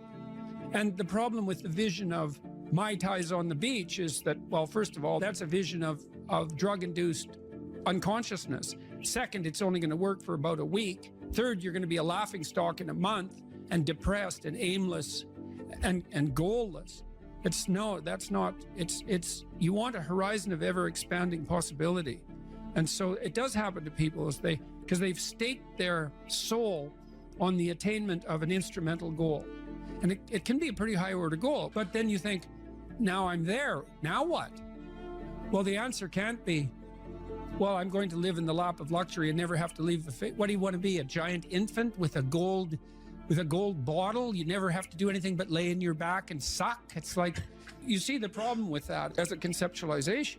It's no, you want to be like an active warrior moving uphill with your sword in hand. And that's dynamic, that's exciting.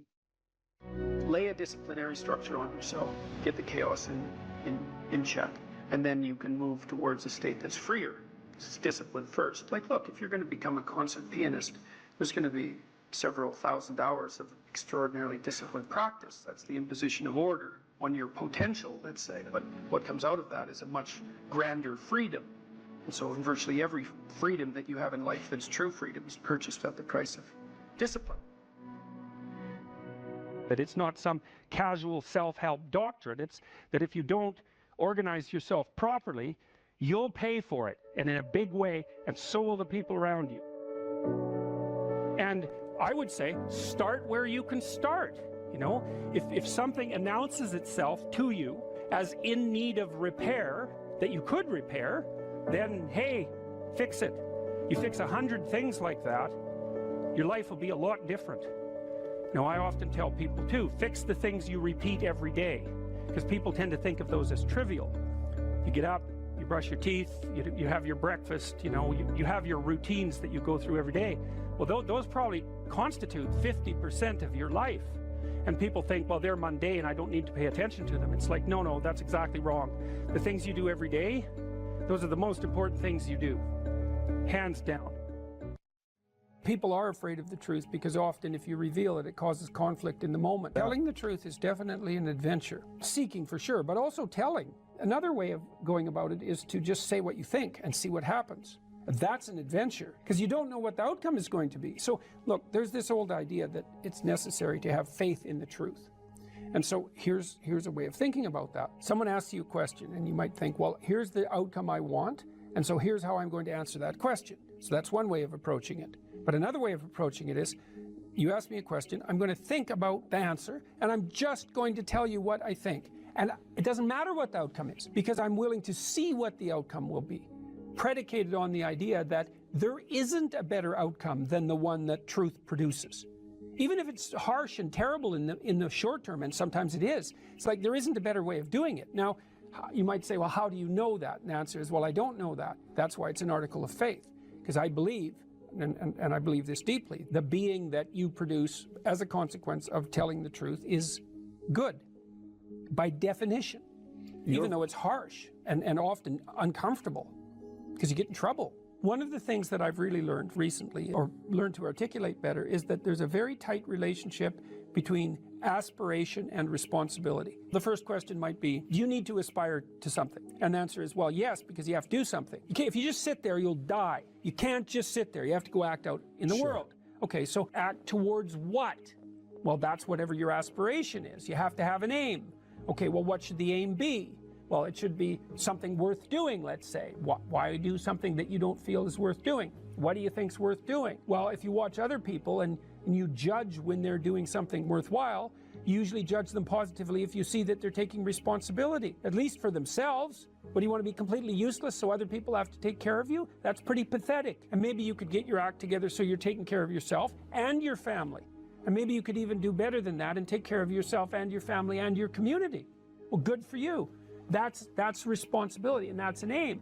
Well, here's one of the things that's cool about that, is that your life doesn't have meaning without aspiration or an aim. Okay, so you need a hierarchy of values. There's got to be something at the top. It's got to be something important. If you don't have that, your life doesn't have any meaning. So if you criticize the hierarchy, or even the idea of hierarchy, you destroy the idea of aspiration, and then people have nothing. Well, that's not helpful. People are built for a struggle, and they're built for a weight, and you want to take on a heavy burden voluntarily. See if you can put yourself together. See what you can do out in the world while you're waiting to die. It's an all-in game. It better be worthwhile. The great people I know are brutally truthful to themselves and other people, and they have insanely adventurous lives. Get rid of everything you say that you only say to impress other people, and just see if you can say what you believe to be true. That's an adventure. That's the thing about the truth, you know? Well, you got to ask yourself, if you're not speaking the truth, who is it that's talking? If you're saying something that you do not believe to be true, it's not you talking. It's something else. It might be the part of you that wants to manipulate the other person into delivering what you think you want from them. Well, what is that spirit of manipulation that you've allowed to possess you? It's not you. Let's say you decide to live your whole life in that instrumental manner. You're going to craft your words like the student who says, well, I'm going to write what the professor wants to hear so I get the grade. It's like, well, you just turn yourself into that. Well, who is it that's doing that manipulating? It's not you, because those aren't your words. So even if you get the grade, it's not you that got the grade. It's the false you. It's the manipulative you. So you do that your whole life. You don't have your life. And then you think, well, God, that was a miserable life. I manipulated everybody. They were so damn stupid. They were sucked in by it. They're all contemptible. Everyone does it, you know, which they don't, by the way. And so that's a pathway to bitterness. Partly because if you're a manipulator and you use your language falsely, you don't live your own life. You live the life of whatever possesses you when you think it's you manipulating. And so you live the life of the spirit of manipulation. You know, maybe you're in California, see someone speeding down the road in a convertible Porsche, and you think, oh man, what a lucky bastard. And the truth of the matter is that he's thinking about wrapping his expensive sports car around the next cement pillar that he comes close to. You know, you can't tell. And people have hard lives. And even people who are comparatively fortunate have hard lives. And the ideal that you're observing that makes you jealous and resentful is in large part an illusion that's created by your own mind. You have to be careful of what you're jealous of because you don't really know what it is. And then the other thing that's kind of useful is to understand you're quite different from other people, and you shouldn't be comparing yourself to them because they're not like you. They don't have your family. They don't have your temperament. They don't have your troubles. They don't have your abilities. The only person that has those is you.